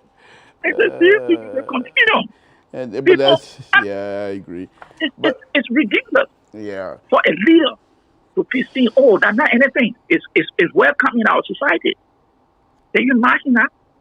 And it's the same thing passed on from one generation to another generation. People see all these chips. They see it. And they say, oh, but and he did it. Master can do it. Right. So we just talk. But anyway, we have to forge ahead. Right. And in forging ahead, we have to respect each other. Right. We may disagree with one another, but we have to respect one another. And nobody should think that the more Liberians are better than the next person. We can disagree, but we should learn how to respect one another. I think once we get to that point, we'll be able to forge ahead. Thank you. And let me tell you, That better music be playing. Huh? That music be playing. That the conversation, the better music, Yeah. That better song is playing. It's the guy that is highly political. What he's saying. What is he saying? He's saying That is if you're still able to speak better fluently now. I'm trying. He's saying, he says, he was saying that, he's saying that like, you, Mr. Toy, I say, yes, you come and tell me all the good things that when you get to this place, you do the one. But by the time you get there, you forget. Yeah. By the time you get there, he says, when sometimes they get there, the farm road that you and I used to walk on, you would all come back on that farm. Right. And he said, the horses you promised me, hey, when I get this in the man, I will build a horse here. I'll build a school here. I will build a road here. But it's no more again. When you ask them, they say, we will do it.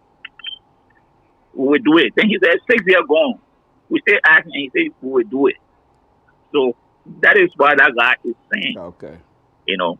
But that is to tell you that these people are becoming very political. Because he's thinking in a local language where people can, really understand where he's coming from and what the leaders are doing, And that's why that guy is trying to send to the people. Yeah. But anyway, it was that. The tip there, those tips. And sometimes I tell people, during your spare time, look for some of those tips and play it. And see what Liberia was at the time. Yeah. And where we are today. Yes. Because we tend to criticize everything, something that happened in Liberia in the 80s or what have you. But the bottom line is, country will all progress sometime.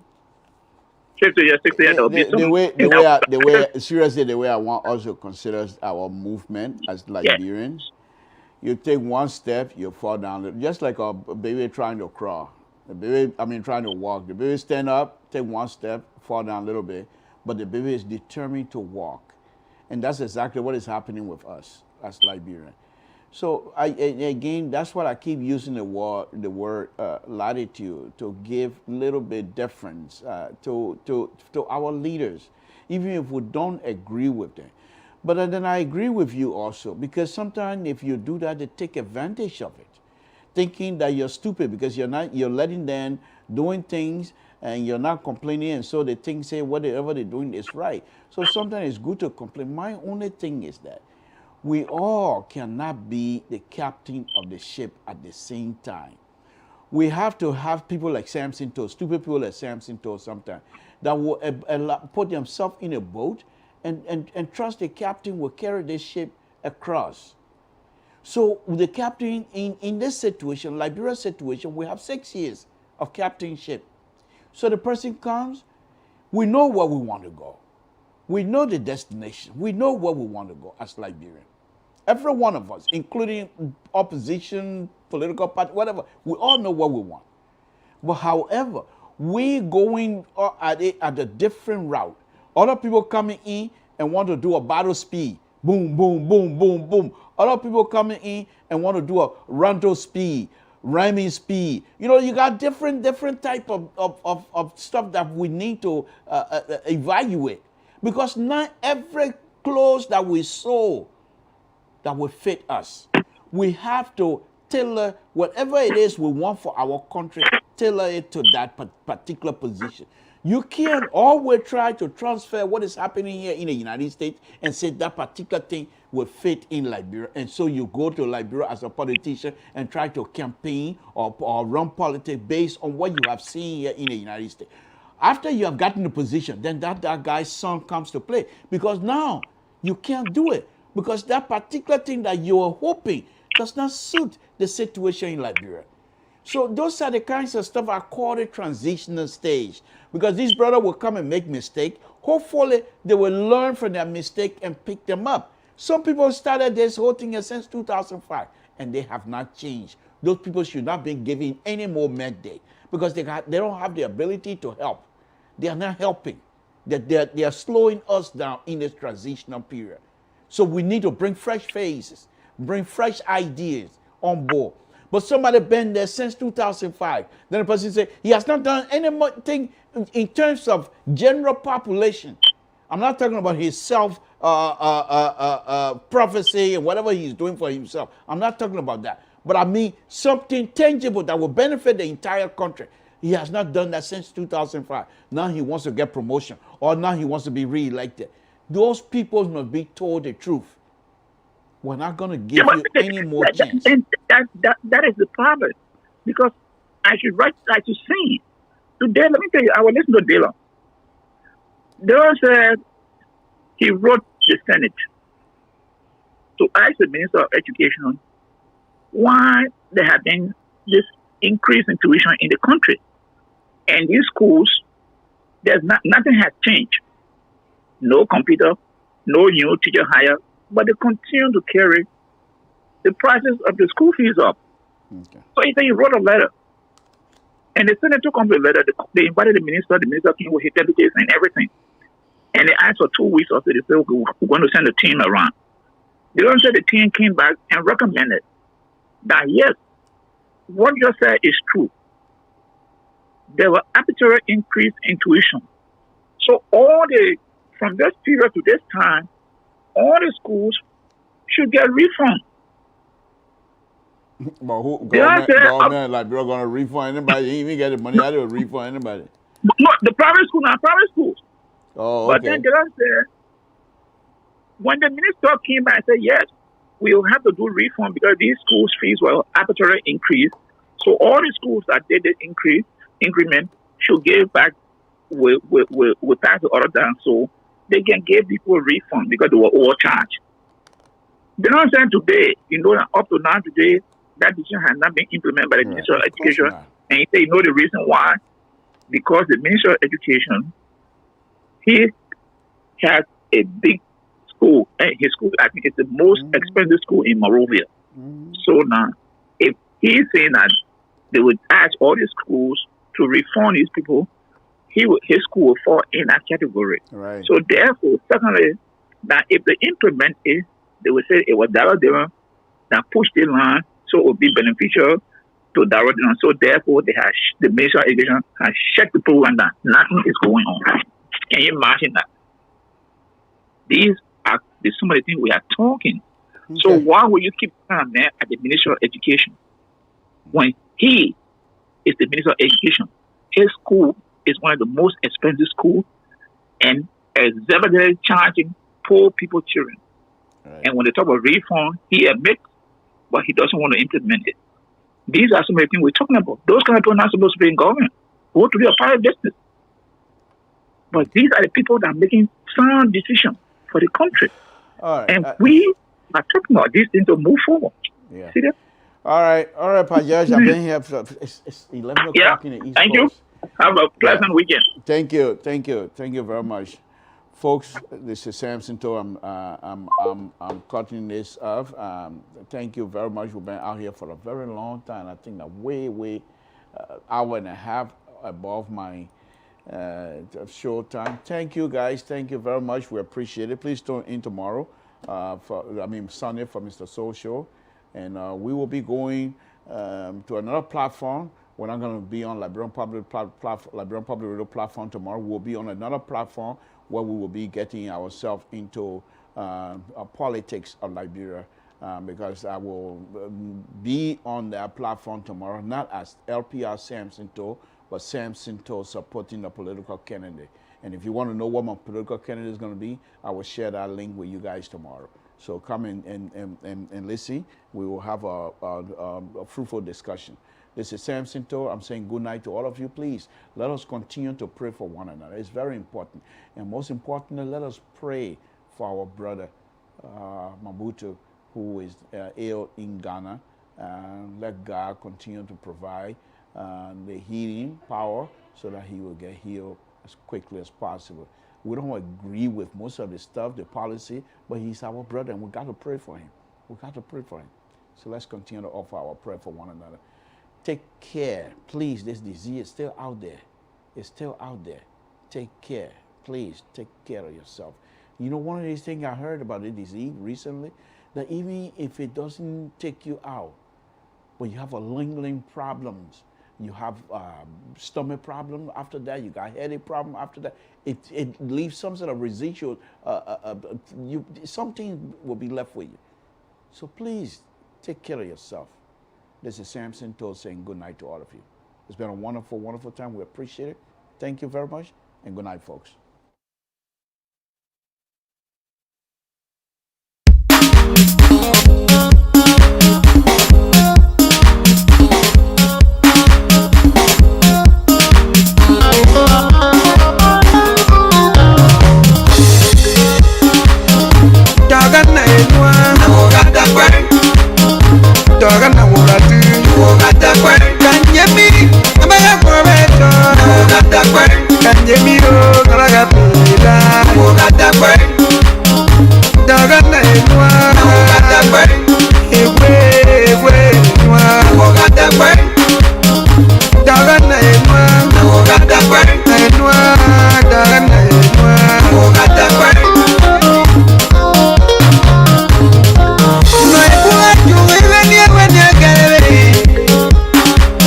Manuel Dagala,